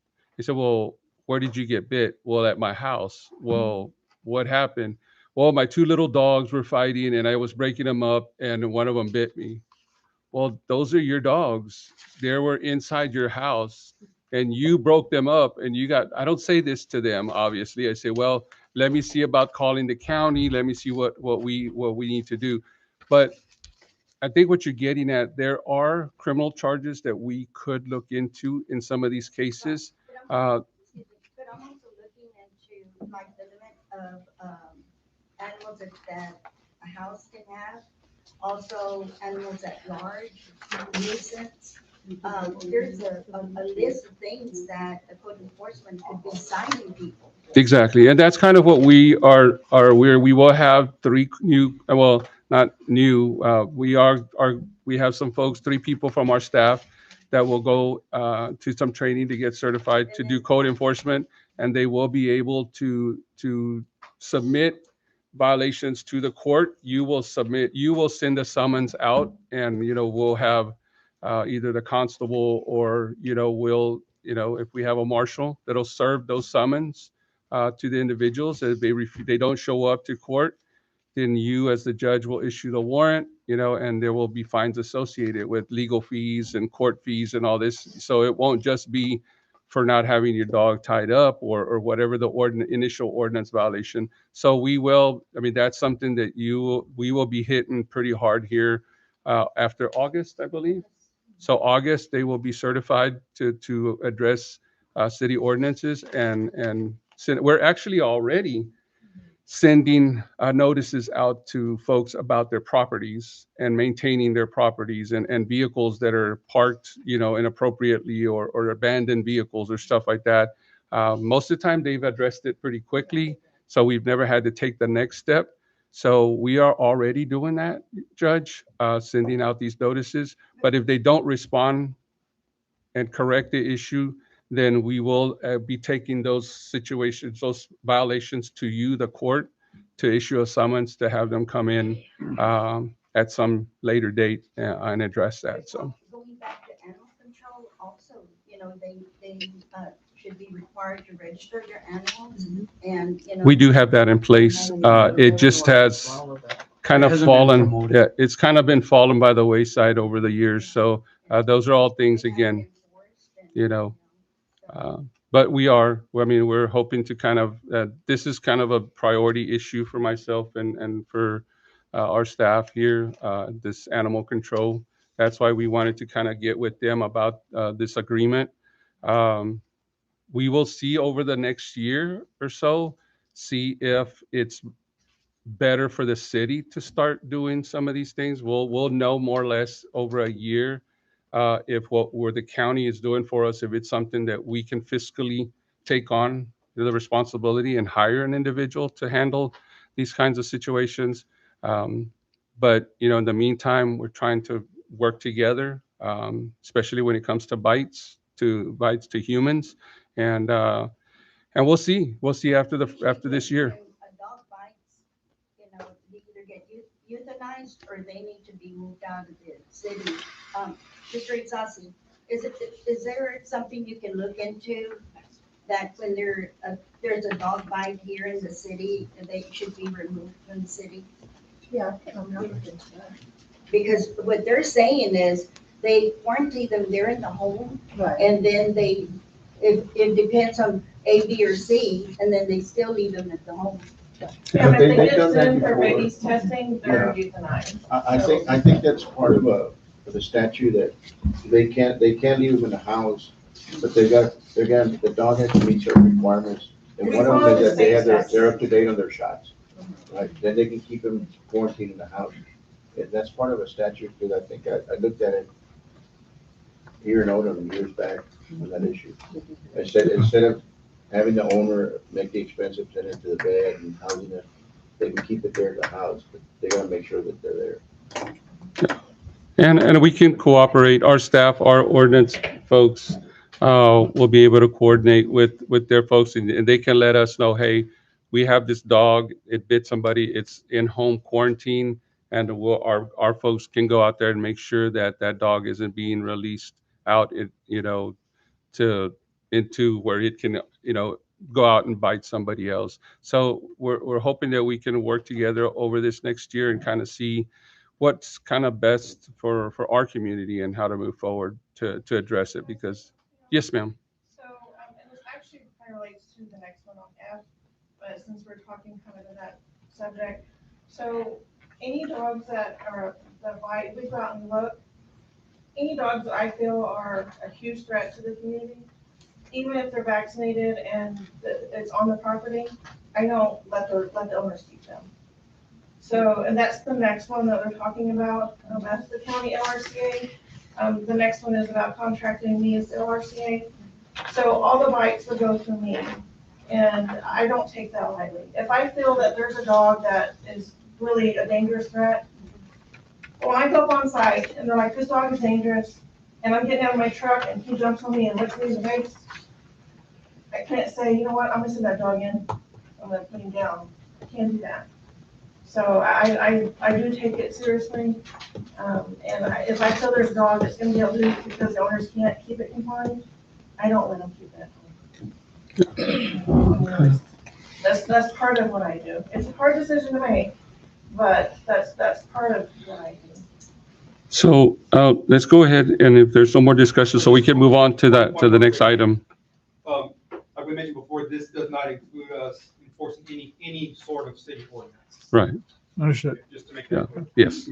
Ruben, thank you for your help. Just dogs or animals to human bites, not dog to dog. All right. So we had our motion and a second to approve the renewal of the interlocal agreement between the City of Odem and San Patricio County for limited animal control. We'll move on to a vote. Place 1. Yes. Place 2. Place 3. Yes. Place 4. Yes. Place 5. All right, we'll move on to F for you guys. So discuss, consider, and take action to approve designating the animal control supervisor in Texas, San Patricio County, as the local rabies control authority pursuant to the Texas Rabies Control Act of 1981. Do I have a motion? I'll make a motion. So we have a motion by Alderman Falcon. Do I have a second? I'll second it. Second by Alderman Dominguez. So we'll open it up to discussion. So I'll let you guys kind of explain this part of the agreement. So As we mentioned before, every city and every county is required by state law to have what we call the LRCA, Local Rabies Control Authority. That individual could be, a health officer, animal control supervisor, but that individual is responsible for like the final determinations of whether the dog is going to get, humanely euthanized, home quarantine, sent for, she would make that final decision based on the rules and regulations of the LRCA. okay. So she would have the final call. Do you have any questions or? I Basically, think what I was just telling her, all bites go to me, even if I'm not working the case, if my officer's working the case, ultimately, they go through me as well. So with that, we have to make sure that the dog is confined properly. If we get any calls that the dog is not being confined, at that point, I won't even contact the owner. If someone says, well, he's supposed to be confined and he's running loose, I'll pick him up and he's gonna go in the facility. The owner's gonna have to pay fines to get him back, or he'll get sent in for testing. So, that's part of that deal. Again, they have different options. If there's a dog that, like I was telling her, that I feel that, you know what, this dog is real dangerous to society, like it was a non-provoked attack on a person, you know, something like that. And if a dog comes at me and I get a little nervous, then there's a problem. I've been doing this a long time. I've been with the county for 13 years. And prior to the county, I was a vet tech for like 17, 19 years from Porpoises and Homes. So I've worked with animals quite often. So cases, if it's a mauling, obviously I'm not gonna say, oh, you can go ahead and quarantine the dog at home.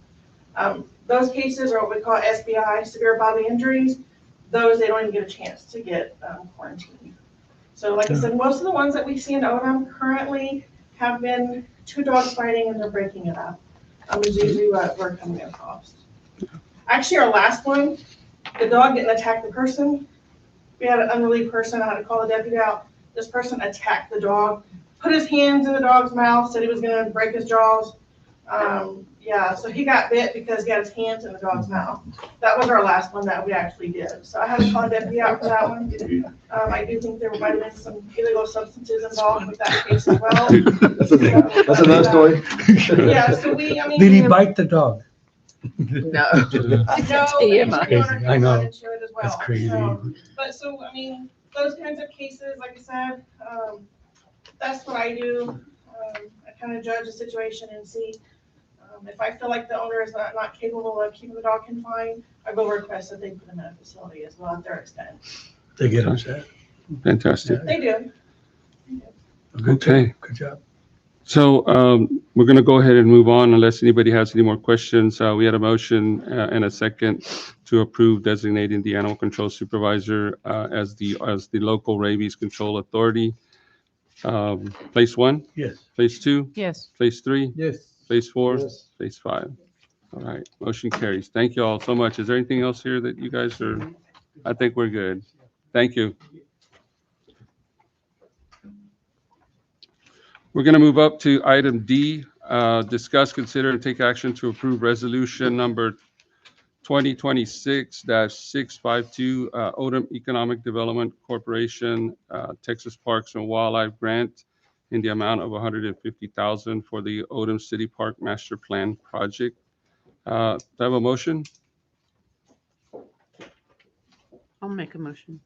So I have a motion by Alderman Veit. Do I have a second? I'll second it. I have a second by Alderman Dominguez to approve resolution number 2026-652. We'll go ahead and open that up for discussion. Ms. Lisa, you want to let us? So this is our resolution for the EDC. It's for the Texas Wildlife grant that we're applying for. And this is just the approval to match with the grant. So this is a matching grant. So the grant is the grant for 150,000? Okay, and then the EDC would match the 100. So for a total of 300,000 for the match. Okay. Cool. What are the requirements to meet the grant? I mean, are there any requirements as far as, are we set up to, or is the EDC set up to manage this grant accordingly to make sure? Okay. I'm currently working on the grant application right now. It's due on August 3rd. And we do have grant writers right now that are helping us with this as well. Okay, fantastic. Awesome. Anybody have any questions? All right, so we'll move on to a vote to approve resolution number 2026-652. Place 1? Yes. Place 2? Yes. Place 3? Yes. Place 4? Yes. Place 5. All right, motion carried. All right, move up to item G, discuss, consider, and take action to approve the Texas Health Plan Benefits Renewal Plan. All right, Ms. Lisa, this was you again.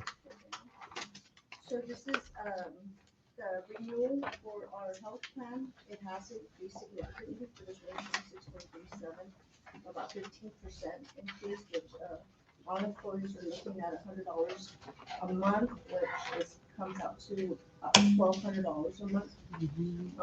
There are new things that they are offering. One of the things is texting.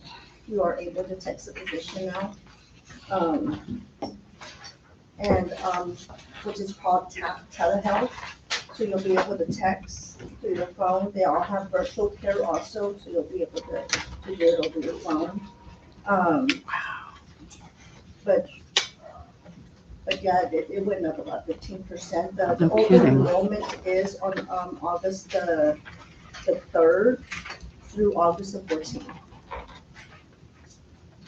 And will they come out to do the open enrollment for our staff? Will they come out to do? Yeah, they'll- Okay. Okay. we'll go over everything.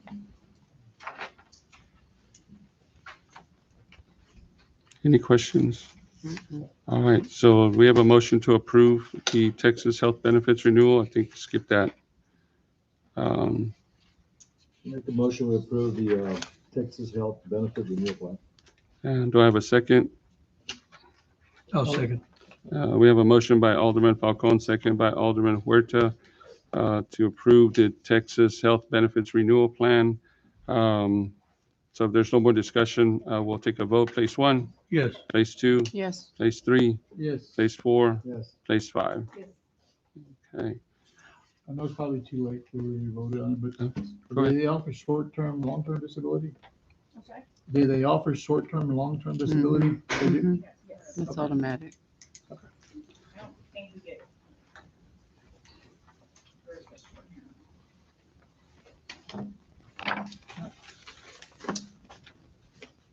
All right, so item H, discuss, consider, and give direction regarding a planning calendar for adopting a budget and setting tax rate for fiscal year 2026 through 27. Do I have a motion?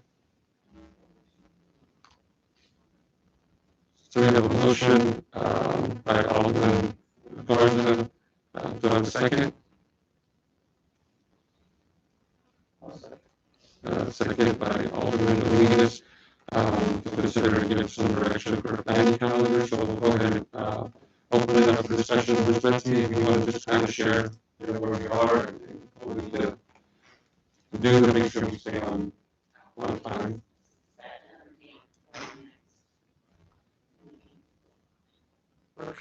Yeah, the next workshop.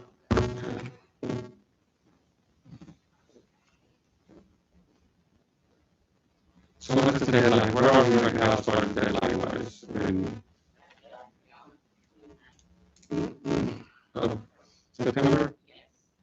So we still have time.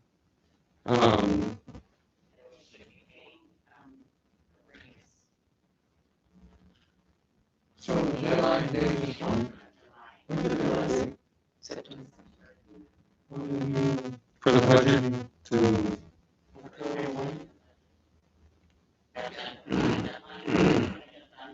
Before that.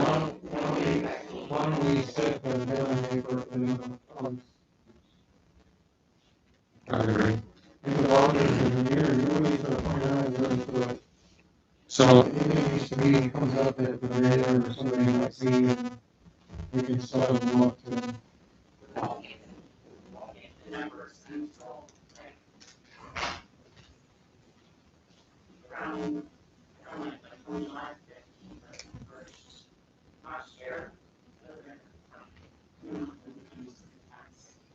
So we could do maybe like the 22nd, if we get the numbers back by that time, which that's on that would be on a Wednesday then. So we'll be able to go over the numbers from the tax office.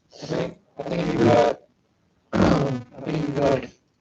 lot of work to do. And last year, I think, the biggest problem I had with it was that, we kind of copied everything from the previous year and moved it over. And, I can't remember what the reason was for it, but I think we had a lot more work than what we actually paid in there. So I think we kind of put the goal at the end of August and the first week of September, that allows us to kind of start gathering everything made it more of a priority than anything because it's gonna be different. I wanted to copy and paste like we did. I think last year we did it because TM helped us with the budget process, and that was our recommendation, was that we just don't make any changes to it. Let's just, keep it. And I think there are some things, some priority things that we need to address, especially when it comes to our water, wastewater stuff. So we need to really kind of hash that out, discuss, get numbers, and I think we've been working with you on a few things as well. So we need to find out what that's going to cost us and what we need to. So Councilman Dominguez, Alderman Dominguez is right. I mean, there is a lot that we need to kind of hash out. So The other thing I was gonna ask you, you could kind of consider, Mayor, I don't know if y'all did last year or not, but I guess we know all the contractors that are building houses. Can we take that revenue and kind of, I know they're building already, even though technically the revenue probably won't get till probably mid-year, right? No, it's already coming in. Oh, it's sure already coming in.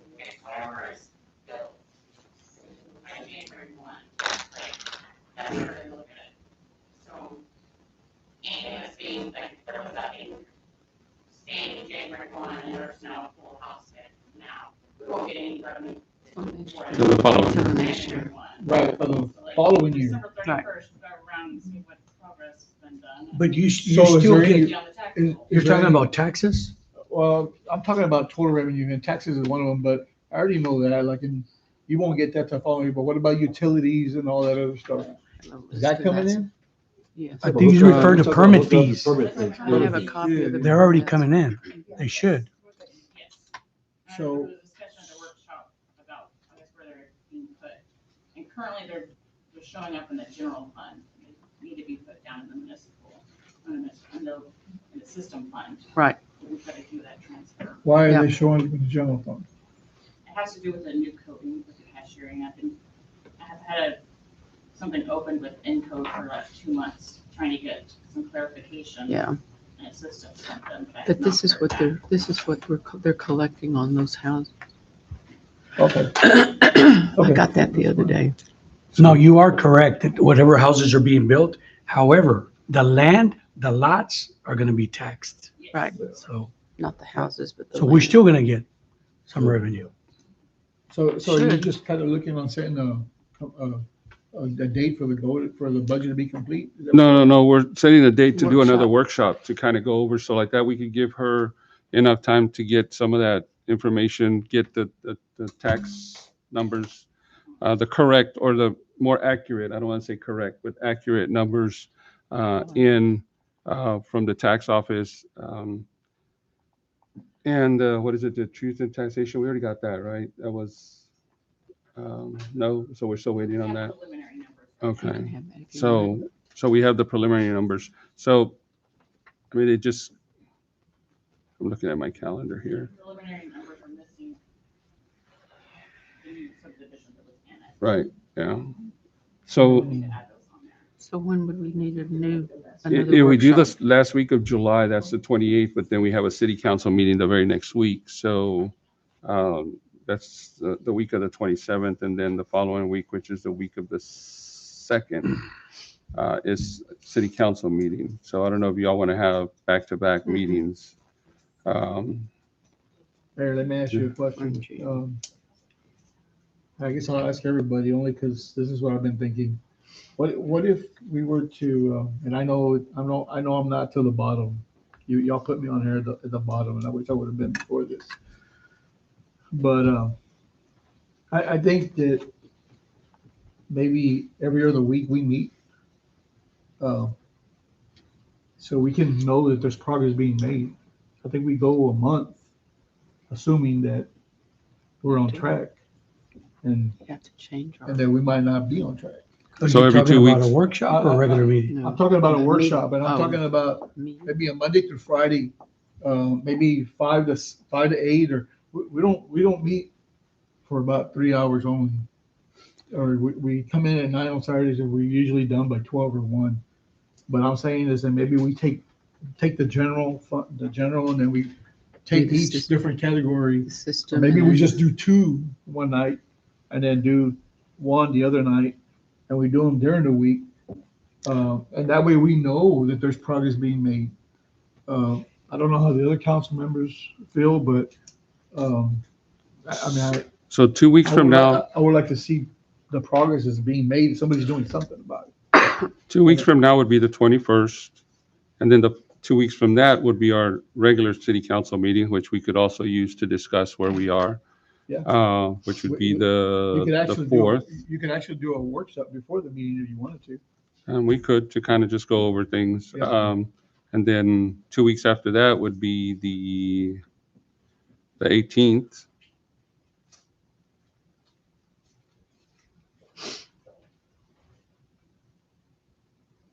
And So then have a the, workshop on the 21st. on the 1st.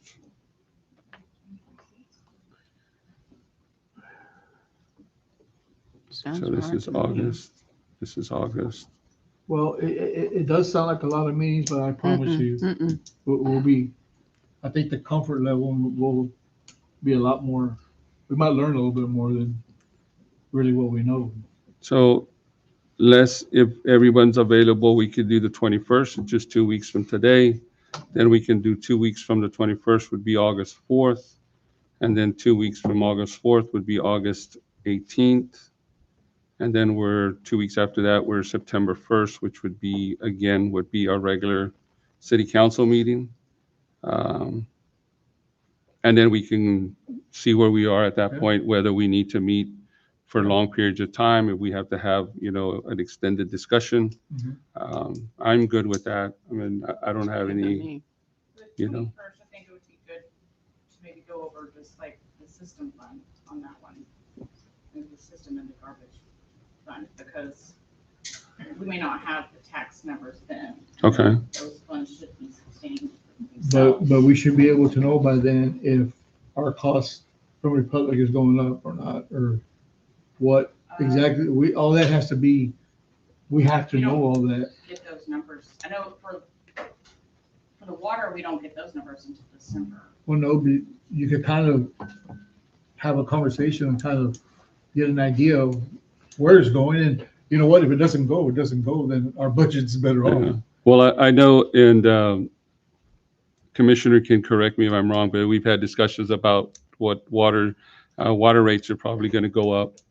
There's going to be probably at a minimum around a 7% increase in water rate to us. It might even be higher than that. So that's something that we're going to have to, pass on to the customers. And, we got a lot of rain, but it wasn't enough. So, but yeah, so there is going to be the conversations that I've had with some of the water folks, the county, and with the city of Corpus, that we'll be seeing an increase in our water rates. So, so we'll have to kind of also look at that.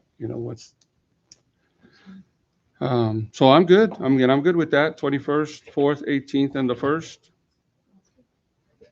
Alderman Falcone, that works. I have to clear my schedule. Fourth. Okay. I have to clear my schedule. All right. So how about you, ladies? Are you all okay with that? Is that time for you to get stuff together? To try to, I think what Miss Betsy said, maybe kind of hit the system fund and the garbage fund on the 21st, see where we are there, see how long that's going to take us, time-wise, because if we try to hit it all, I mean, we could be here till 1, 2 o'clock in the morning, and some of us got to get up and go to work. I'd rather take it little bites at a time. Yeah. The other thing I was gonna tell you is, I mean, are you gonna need any help? And if you are, you're gonna need to let the mayor know so he can communicate to us. We don't want to find out mid-August you're having trouble with something that we can't get. If you're gonna need some assistance from somebody, I think last year we reached out to a couple of individuals and or TML, right? Yeah, we had TML come out and help us Hey, a if you're little gonna bit. need some help, you need to let us know. I think the biggest thing that Miss Betsy and just meeting with her and with Miss Lisa is trying to get encode to try to get things in the right places, Yeah, that's so what it we're doing. reflects the correct numbers. Because right now it's like she said, some of these funds are going into the general fund, which should be going into a separate fund. So we really don't know what are the. So she's been with Tyler Technologies on the phone off and on. Um, and I know that I've explained to her and to Miss Lisa, if we need to upgrade from because we have kind of an older version, if we need to upgrade and purchase the extra, what do they call them, Miss Betsy? I don't- Software the Package. packages, that they need to look at that and bring it up to council, so we can see if it's something that's going to make her job, because Miss Betsy has been taking on this challenge, and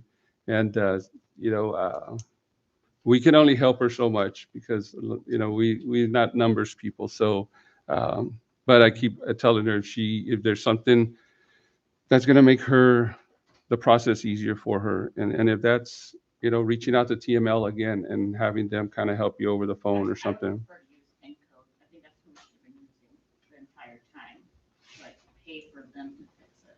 And then if they find out it's their doings, then hopefully we won't have to pay for it. Well, and also, like we've talked before, the county does use Encode as well, and their system is set up.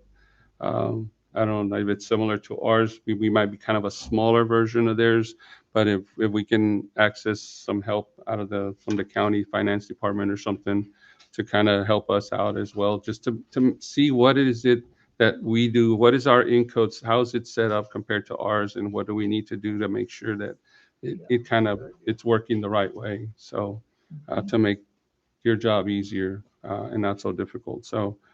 Well, then let's do that. We'll go ahead and I think there was a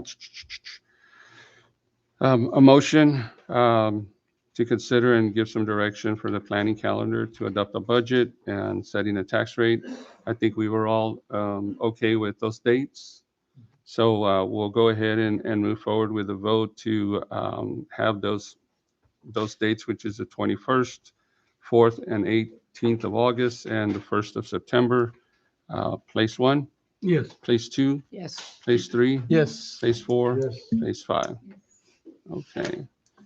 Item I, discuss, consider, take action to nominate an elected official or employee to be a candidate to serve as a trustee member to the Texas Municipal League Intergovernmental Risk Pool Board. Do I have a motion? Not in this board.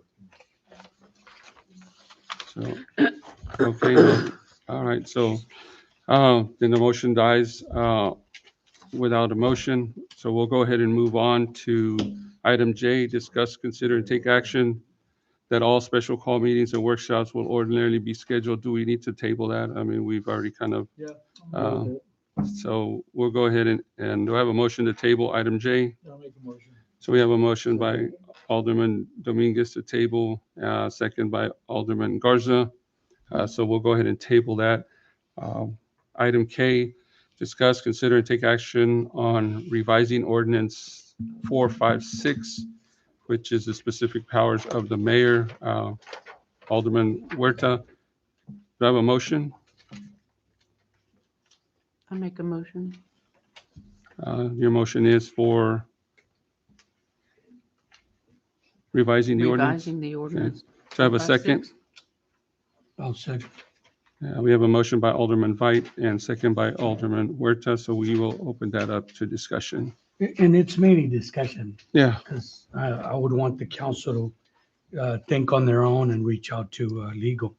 I know you mentioned that we're financially hurting, at the wastewater treatment plant, the lift stations, everywhere.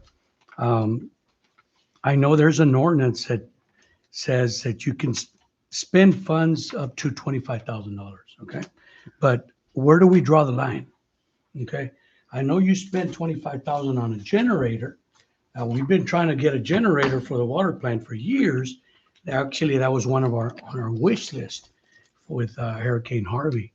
But I think that decision could have came to council, and council could have decided, hey, we'll move forth with it or we won't act on it. So I want to So- see changes as far as Okay. removing the amount to let the city administrator, Lisa, start handling. But I'm not seeing financials at the end of the month, so I want to see more. Um, I know you made So- decisions on speed humps. We had only approved for Baylor. And So that's kind of, we're going kind of off topic. So it's just, I mean, I think if everybody's, if, you know, if the motion is to take action on revising the ordinance, you know, maybe we can, everybody get a copy of the ordinance. Everybody kind of submit some of the revisions that they're interested in to Ms. Lisa with a draft, and then Ms. Lisa can. yeah, but send it if to if Ms. I could Epi, still get allowed or- to speak and say what I want to say. And basically, because that way the council could decide, because this is Sure. what I'm going to want. Again, you made decisions on speed humps a few days ago. Hold on, Somebody but we got- can't. Yes, you speak. can. We can't speak because you're making recommendations on changes to the ordinance. Those need to go out to the council in a draft version so they can get a chance to review them and ask questions to our legal counsel. And it's not, I mean, we're not abiding by the Open Meetings Act. We're not giving the council an opportunity to review those ideas. And I'm not There's no against, I'm not voting. against, There's no them. voting. It's just explaining what I feel that you violated. And you can put that in your when we meet next No, time. I think the you can go public should ahead know and the things that you you can go violated. ahead and change. You know, but No, we can speak openly at the next, if you want to go ahead and put it on the next, in 2 weeks when we have our workshop. If you want to add it to the agenda as part of the thing, I don't have a problem if you want to bring But it like up I said, then. I think I feel but that I let's should go ahead still and, allow. let's just go ahead and draft. Epi, have can a I draft. go ahead and allow to speak and say what I feel that he violated? That's So, basically what I want to say. Again, and you can say that as long as we put it on the agenda, that this is what you would like to speak about, the certain topics that you feel that we may have violated. So like that, the community will know what your concerns are, and we can have a draft of what your concerns are to submit to the council for review. I don't have a problem, you bringing them up at another meeting. One of them is, and before you act on it, you keep on saying that you're going to hire 3 code enforcers within. Well, you cannot create positions. You So- can fill positions, And that you can so, create. and The hold city on. council can create positions. Hold on, we're not So- creating positions, Yes, but you are. but we did discuss it. So these are things that, I mean, You need to discuss it with council. We just discussed it here with the animal control people, right? No, So, no, no. But Yeah, what I'm but saying we is, didn't hold approve. on. What I'm saying is, if that's your understanding, just feel free. We can meet afterwards. We could talk. Hey, look, you can't do that. We need to do Yeah, well, this. it's just my And- opinion and, to hold off on it. That's all I'm so, saying. We're just training individuals to be able to do additional jobs with the staff that we already have. So, so the motion is to revise ordinance number 456, which are the specific powers of the Yes. mayor. So we can go ahead and move on that and vote. Place one. Well, do we have a copy of the 456? We Yes, will it's in we your will pack. have them send out to everybody. It should be in there, the It is packet, It's a right? lengthy It one should be in because there. they've added This to is it. just, The ordinance 456. Yeah. it's in there in your It's packet. in your packet. It's longer than that. There was an addition. There's an addition to it where I think I have it. They, If you don't have it, I think I have it.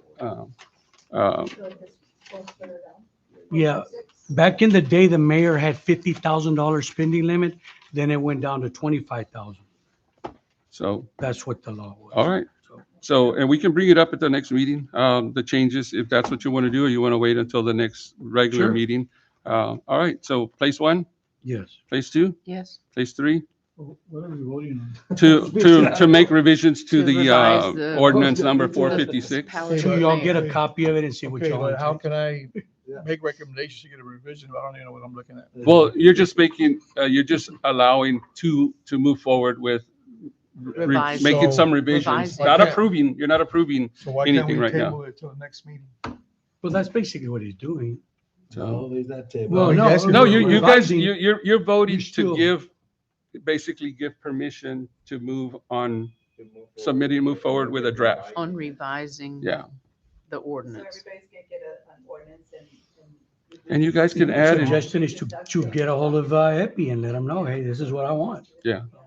So what's gonna happen, once it gets approved, if it gets approved, then each one of you will get a copy of the entire ordinance, and then get with Lisa or myself, so then I can draw up the final product, that way. A new you guys can ordinance. vote on it the next meeting. Okay, Okay. all right. All right. Yes. All right. Place 4? No. Place 5? All right, motion carries 4 yes and 1 no. All right, non-action items. Recognize the awards that were presented to the City of Odem and Councilmember Jesse Falcon from the Texas Municipal League. A lot of you all don't know, but because a lot of this happens kind of behind the scenes, but Alderman Falcon, he represents the City of Odem in a lot of different ways, and including with our state agency, the Texas Municipal League.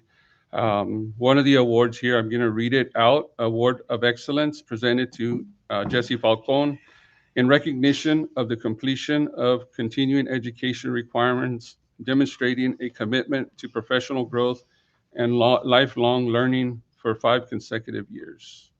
And the other award is Award of Leadership, again, from the Texas Municipal League, presented to the City of Odem for demonstrating a strong commitment to effective local governance by investing in the continued education of your elected leaders.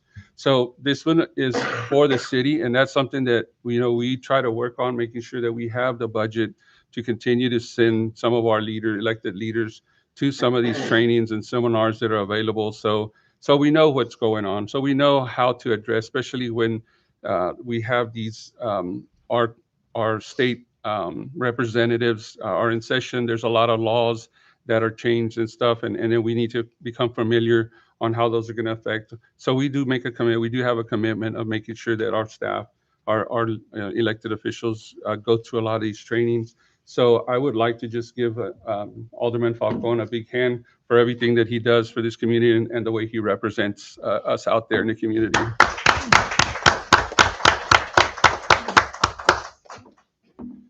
To be continued. Always, always.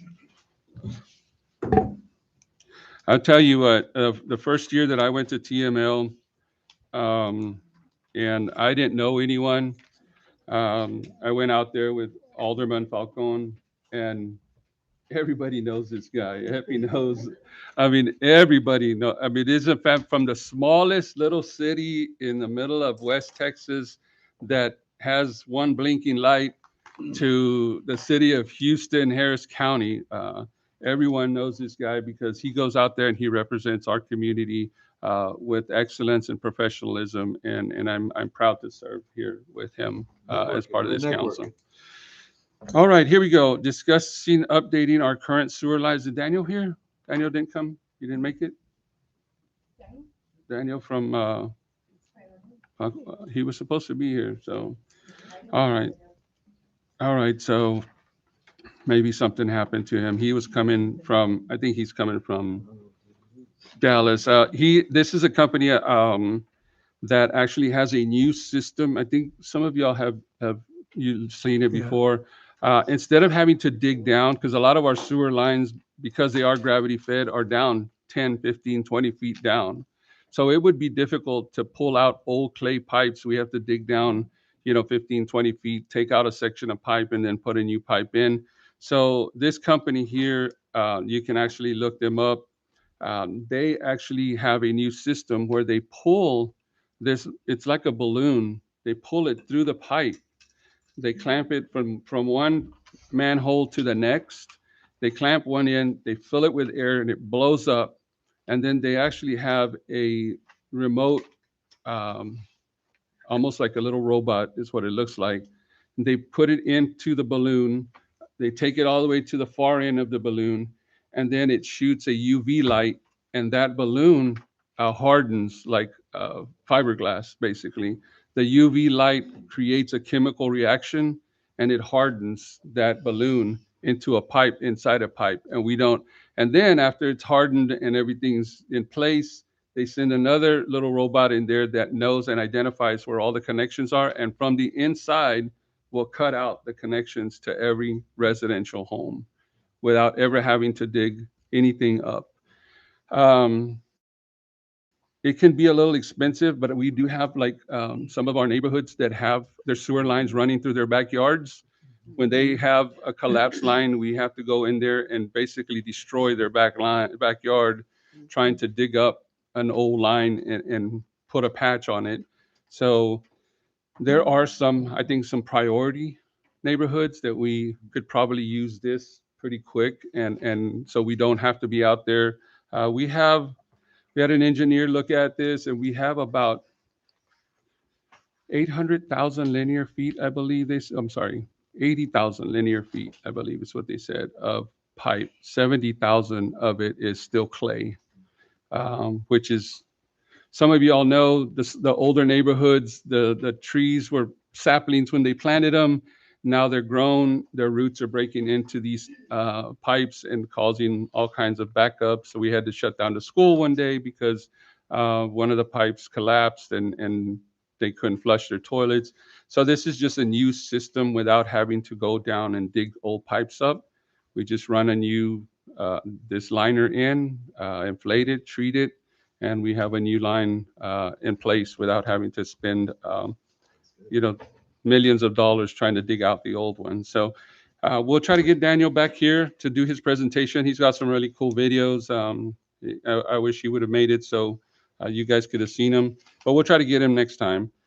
The next item, where are we with the municipal court citations and collections that have been pending? Judge, you want to come up here, ma'am?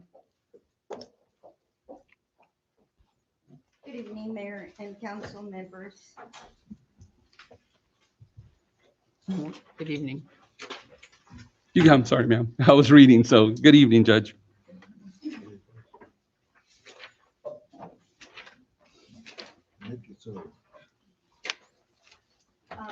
I would like to bring you up to date. We're still pretty active in our collections. People are coming in, paying on their fines. Linebarger is still helping us by sending letters reminding the individuals on their fines. And Patricia and I are working on a project. We're pulling out cases and reviewing and making sure the ones that have driver's license that we're putting hold on their driver's license. There are some cases that don't have a hold. So we're making sure that we're putting a hold in their driver's license. It seems that works pretty good on that, because they're trying to renew their driver's license and they're not able to because we have a hold.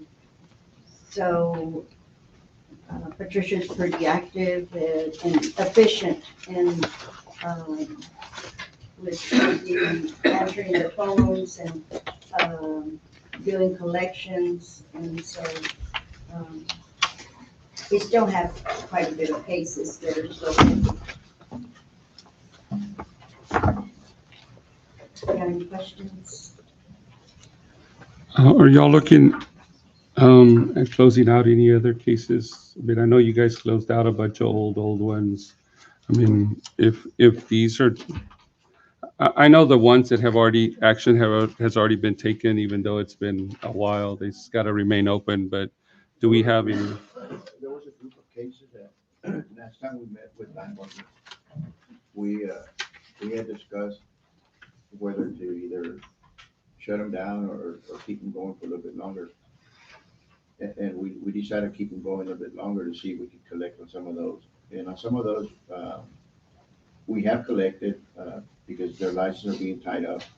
So when they go up to renew a license, they can't do anything with it because they got to pay off their tickets or anything.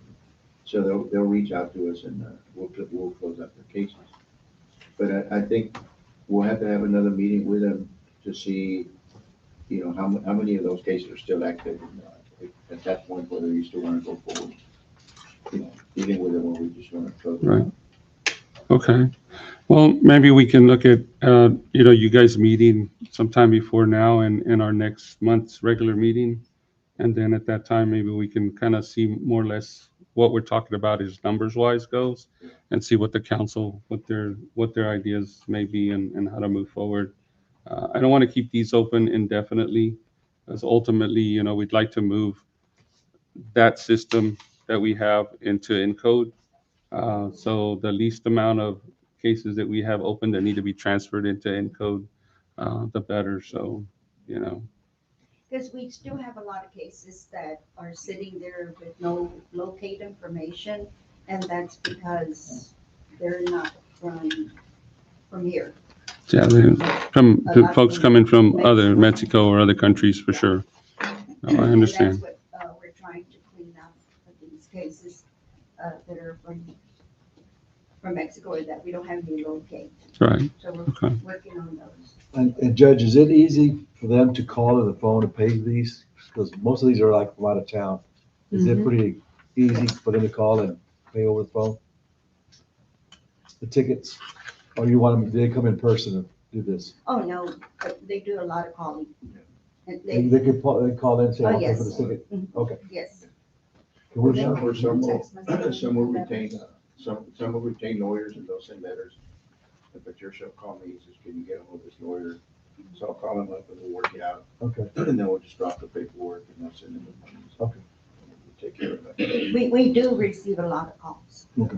People trying to work something out. We put them in payment plans. Okay. And they pay up. Well, they don't get a Our license. surprise, I mean, They can't get a license. Yes, we'll work with them. That'd be the 4,039 citations. How many of those are? We're still pending. I don't know. We have to, unless the judge has a number, but I wouldn't know. Because how often does somebody renew their license? Every 3-4 years? I mean, it'd be nice if we could tie their registration, because that's every year. Oh, yeah. Mm-hmm. I mean, but their license is every what? I 4 think 7 years. years. Yeah. So doesn't Oasis do registration? I checked with Linebarger. I think right now the only one that's tying the registration is child support. Oh, okay. Yeah. Okay. Do you care? Support. Are you That's current that. trust support? The AG and They'll be looking for you. bunch of child support will tie up your registration. You Okay. can't get it renewed unless you pay up. The only option that we have right now is just a hold on their driver's license. Yeah, if we explored that, and we could do it. Okay. Yeah, that number's not gonna get better, you know? Okay. All right. Thank you, Judge. Appreciate it. Can I take Uh, this? Yes, ma'am. We'll see Thank there. you. Drive safe. Next item, total balance that has been collected and what happens to the remaining dollar amount collected by the municipal court. All right, Ms. Betsy, this is your specialty, ma'am.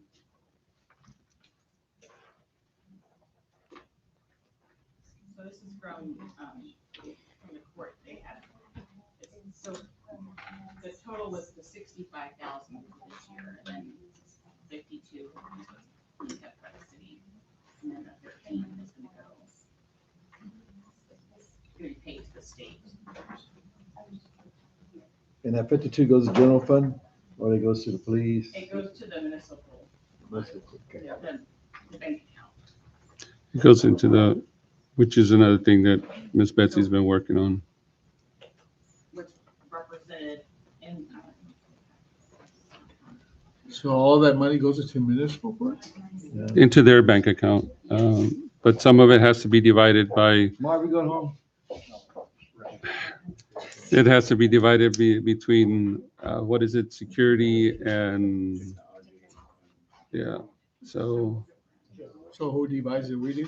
yeah, we have to do the dividing to make sure that we have, it's according to whatever kind of ticket. Yeah. Okay. But does some of that go into the general fund? Yes, the fine portion goes into the general fund. That's what I'm saying. So yeah, it's another one. Yeah. That's it, yeah. It's like say they gotta get assisted. Sorry, sir. I said, the majority of it goes into the general fund, like, with the exception of the technology and support security and all that. Those are separate, you can only use Right. for those. Yeah. And you got those broken down, Betsy? Or?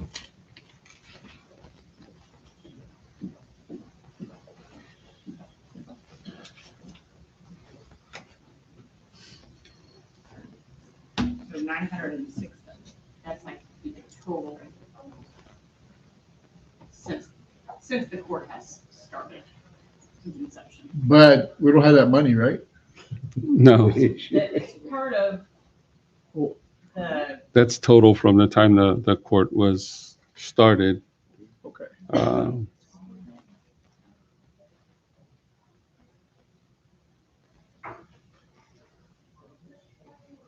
What do we have in there now, do you know?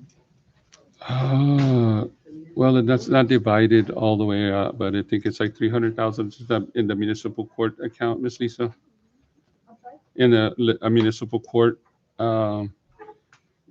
is there? Huh? It's like 300,000 in the municipal court account. No, that's,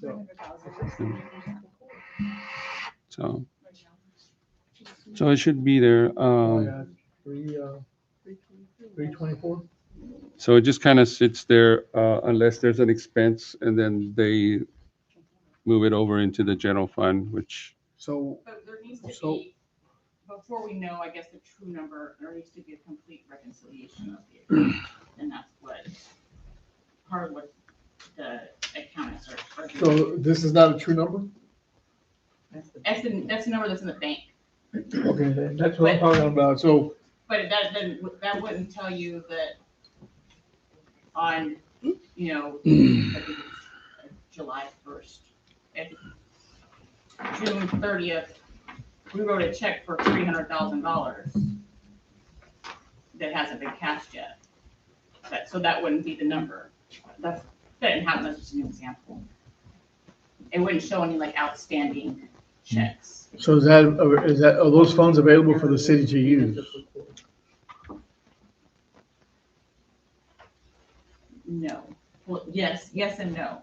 Like, that money is in there, but it doesn't show you, that amount doesn't show you what checks have not been cleared yet. Or a deposit that hasn't been cleared yet. But shouldn't you know that?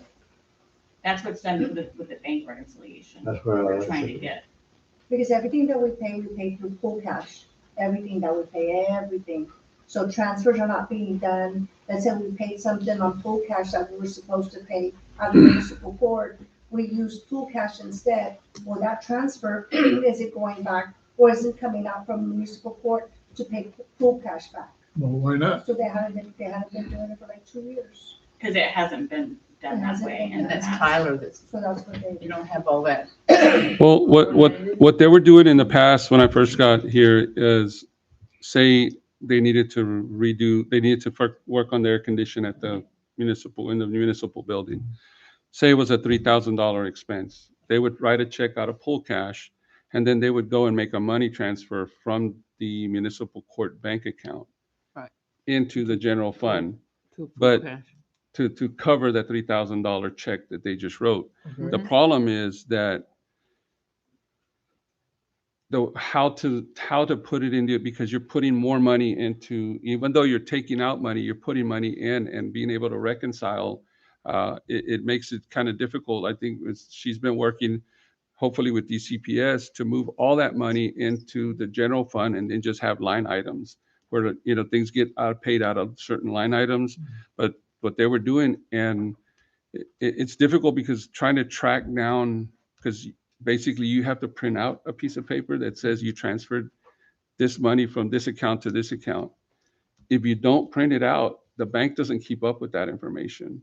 You can call the bank and say, I need a list of all the money transferred from account A into account B. They'll say, well, we don't have that. We don't, all we can. They'll have the transfer, but they won't have why it was Right. transferred.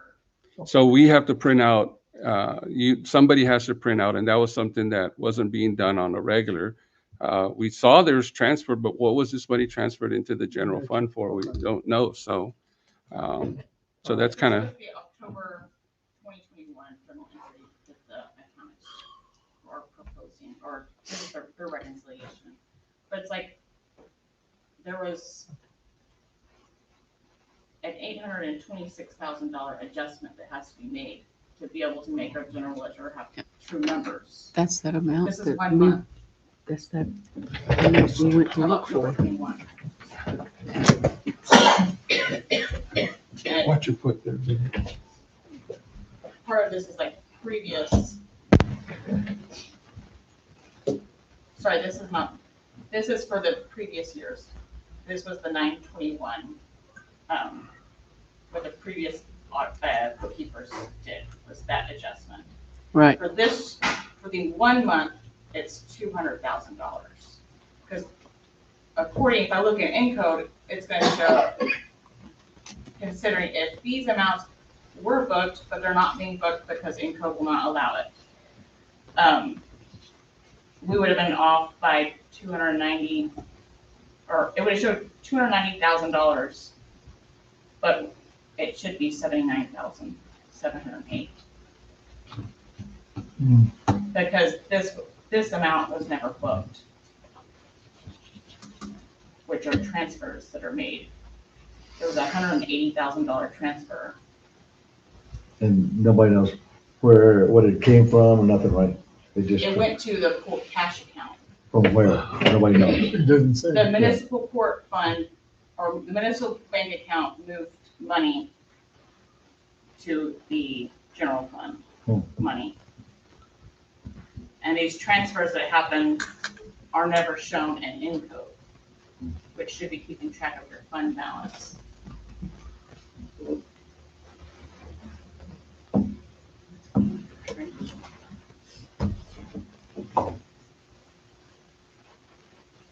And it's because they're kind of keeping two different systems, like, because if you look at the balance sheet numbers, they're wildly different than. So go to your, oh no, I see, it's okay.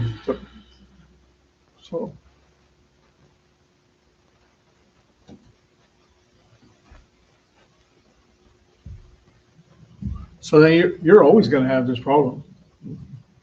Until we can get the audits caught up, because until we can get the reconciliations caught up, they're gonna provide all the journal entries to put the balances to the correct balance. Then you'd be able to look at the balance sheet and see that the bank shows that we have $2 million in there. Why does our bank statement show that we have $500? Yeah.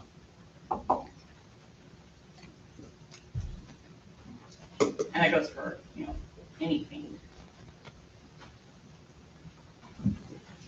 So how far are they going back to something? How far back are they going? So they're starting where the previous ones left off. So they did the October 21 one, and I think that's like the next portion. But Way off. Well, and that was, I guess we'll wait for the mayor to come back to talk about that one, but on this one here, we have money sitting there that we could be utilizing, but and then with those like funds, so 180,000 was taken out of it. But according to, like, it's supposed to be taken out by what the expense, what it was paid for.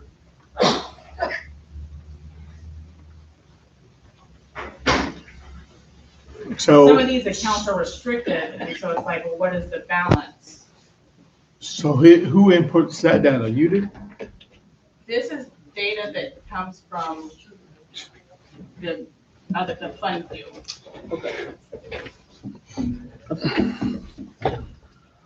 So this would be the total amount that we had, I guess, available. This child safety seatbelt, $2,362. So the total amount, say if we have 100,000 in our bank account, 2,000 of that should be reserved, and we have to spend that money on the school fund, like the crossing guard fund, or something to enhance safety. We have to spend that money on that. And I don't know Court if we security, have is that in anything there? documented that shows that we did spend 2,300 of it. So we don't have $100,000 that's unrestricted. We have 100,000 minus the 2,000. Minus Plus there's that, all these other ones, the Okay. technology ones, which I do feel that we have spent more on technology, so that one really is, I think that would be zero. On the technology, can we get rid of Fund View and use that money to get rid of Fund View and go to Encode? Well, that one we've already spent more than we collected for it. Oh, We've yeah. spent 63,000. yeah, Okay, well, disregard And that. if like the Yeah. building, we have 29,000. So this was the estimated that I came up with, whenever we talked about the court.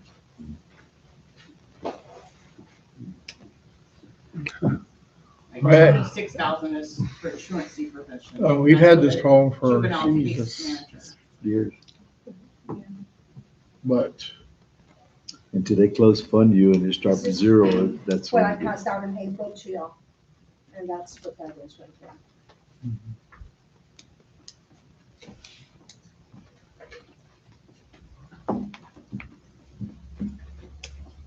All right. Any more questions?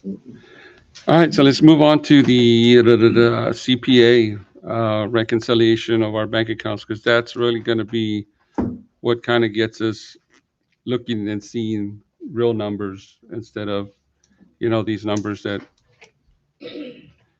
have gone from Excel spreadsheets to Encode to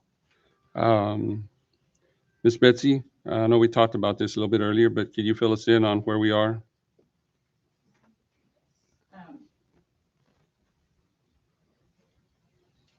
So they completed this little flyer for us that tells us kind of what all they've been working on.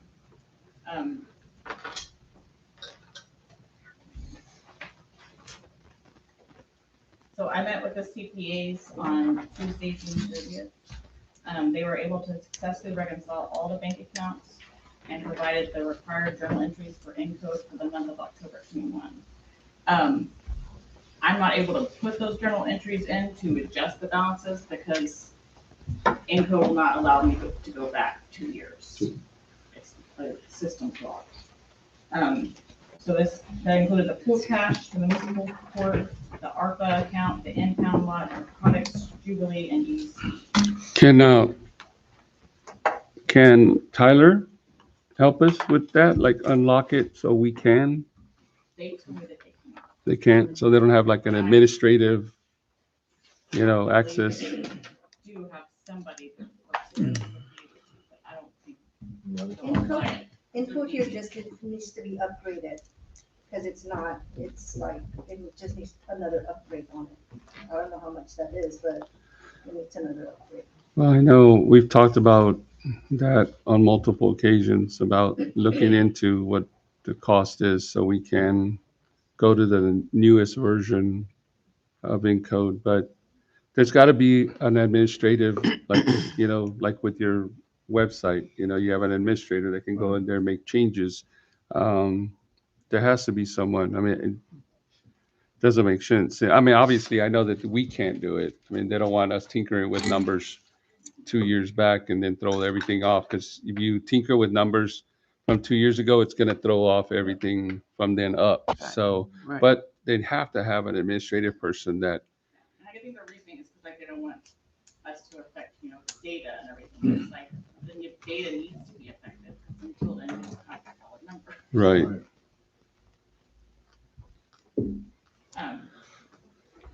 So previously, some of these accounts did have reconciliations, but Odem did not have a journal entry required. The journal entry required to add reconciliation to the accounting system. The pooled cash account is a complex reconciliation due to the quantity of the transactions. The municipal court is a challenge because the data lives in a separate system, FundView, and some of the transaction details are no longer available on the merchant's website due to the age of the transactions. No one currently with the city of Odem, including our prior administrator, has had access to the court's merchant services website until this past month. The merchant services website assists in bank reconciliations and provides notifications and details on credit card chargebacks. So this week, the firm, they're gonna have to be providing us another quote to reconcile the next 6 months of accounting. So that'll be November 21 to April 22nd. And I think the timeline estimated to complete it will be about 6 to 8 weeks. After these are complete, we will get our next quote.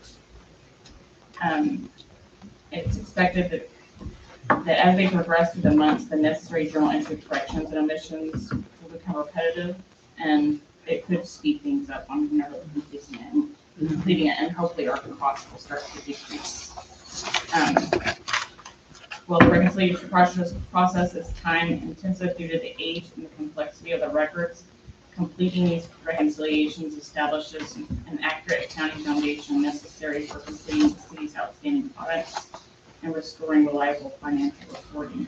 And this is what they had created for us. So they reconciled the accounts, gathered the historical data, and reconstructed the activity, and established a consistent reconciliation. So their key findings and observations. The general ledger moved from negative to positive after posting the identified October entries. Some accounts lacked complete transaction level detail. Court account merchant detail traceable only 1 year back. The impound and EDC activity missing a complete check register. Several accounts not in the general ledger. Okay, but how can all that be? I mean, how can we not have all that available for them? Do we not? We don't have that available for them? It's not an encode. So all the money went to the general fund, basically. Well, it was like, they were tracking it, but they were tracking it in Excel or some other data. But it wasn't going into encode. So those balances roll forward to get your fund balance each year. So the balance sheet side of it, where you should see your fund balance, can you tell? be able to use the next year. Okay. Is not an accurate number. Can you tell me what years are completed on our completed audits? What years have been completed? Just the 2021. 2020 and 2021? No, to 2021, the fiscal year Oh, that's 2020. it? Fiscal year 2020. And then which prior- ones have not been? Everything after that. Everything Fiscal year. From 2014? Huh? Actually, the last, from 2015. 2015 was the last full audit. 16, it was just like a reconciliation of accounts. They just basically drafted some expenses. It wasn't a full audit in 2016. So from 2016 to 2020, there's nothing. Okay. And then we got 2020 done. We're kind of working on 21 and 22, I think is what they're going to work on next. 21.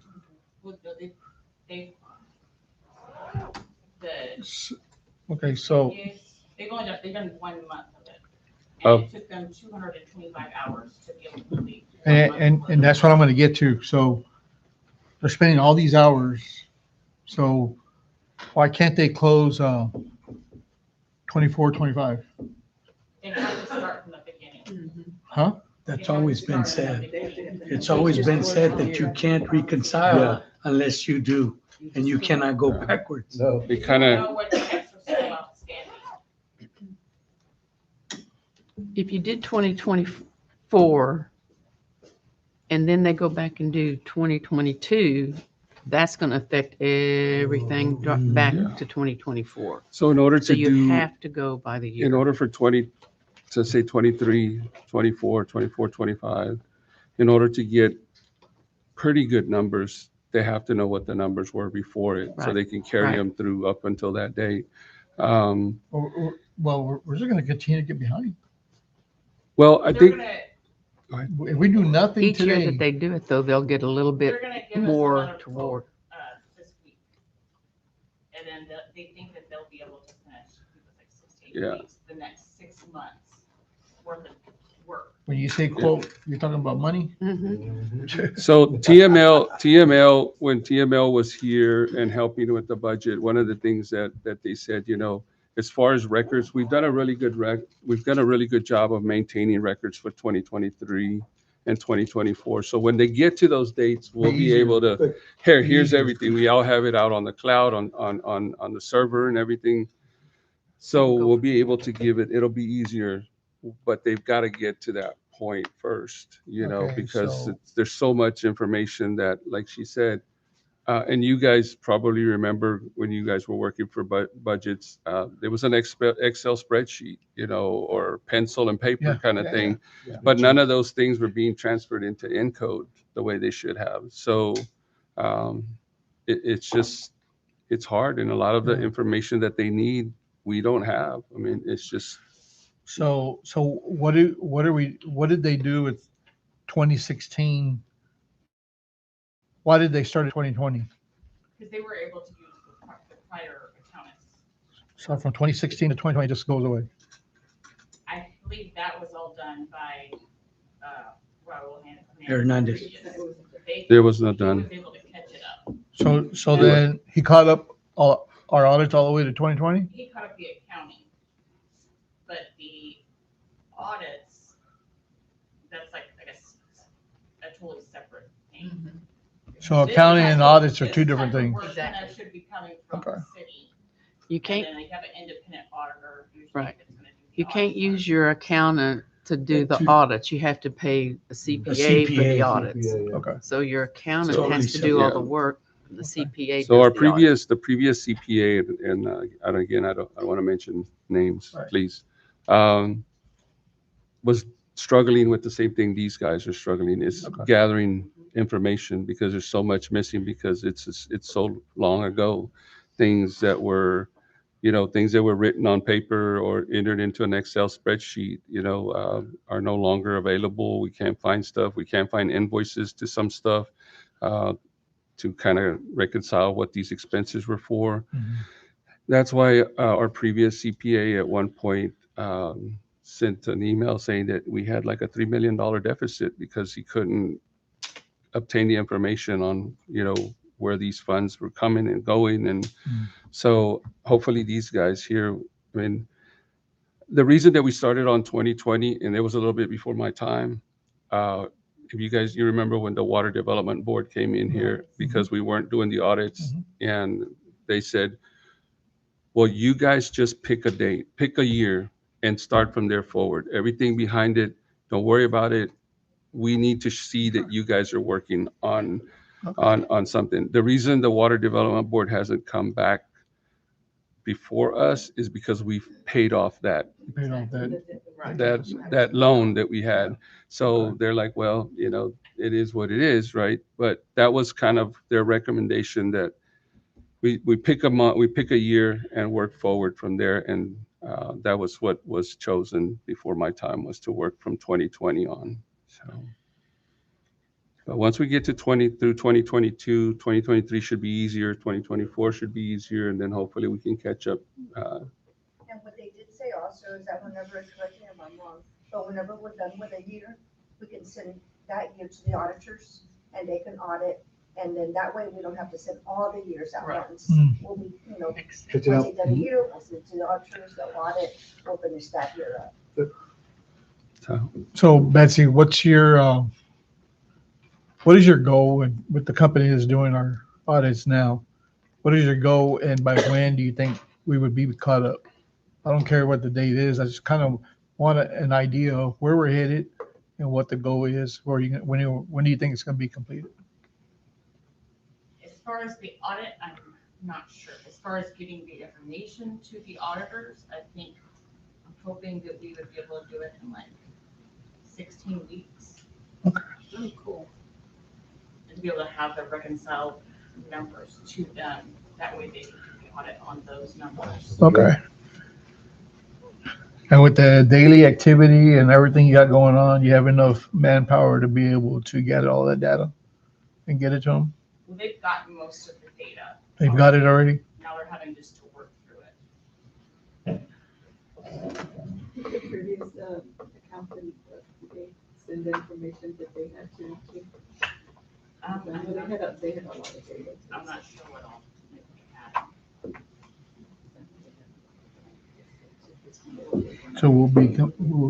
So what year are we talking about? 16 weeks will be completed? Well, 16 weeks just for this one year, right? The audit for this 1 year? No, it would be for the accounting work. Okay. Then all that information would be sent to the auditors. They would do the audit on it. And that would be for just 1 year though? Yes. What year is that? Whenever the auditors are working on it, the accountants they'll go ahead and start working on. The following year?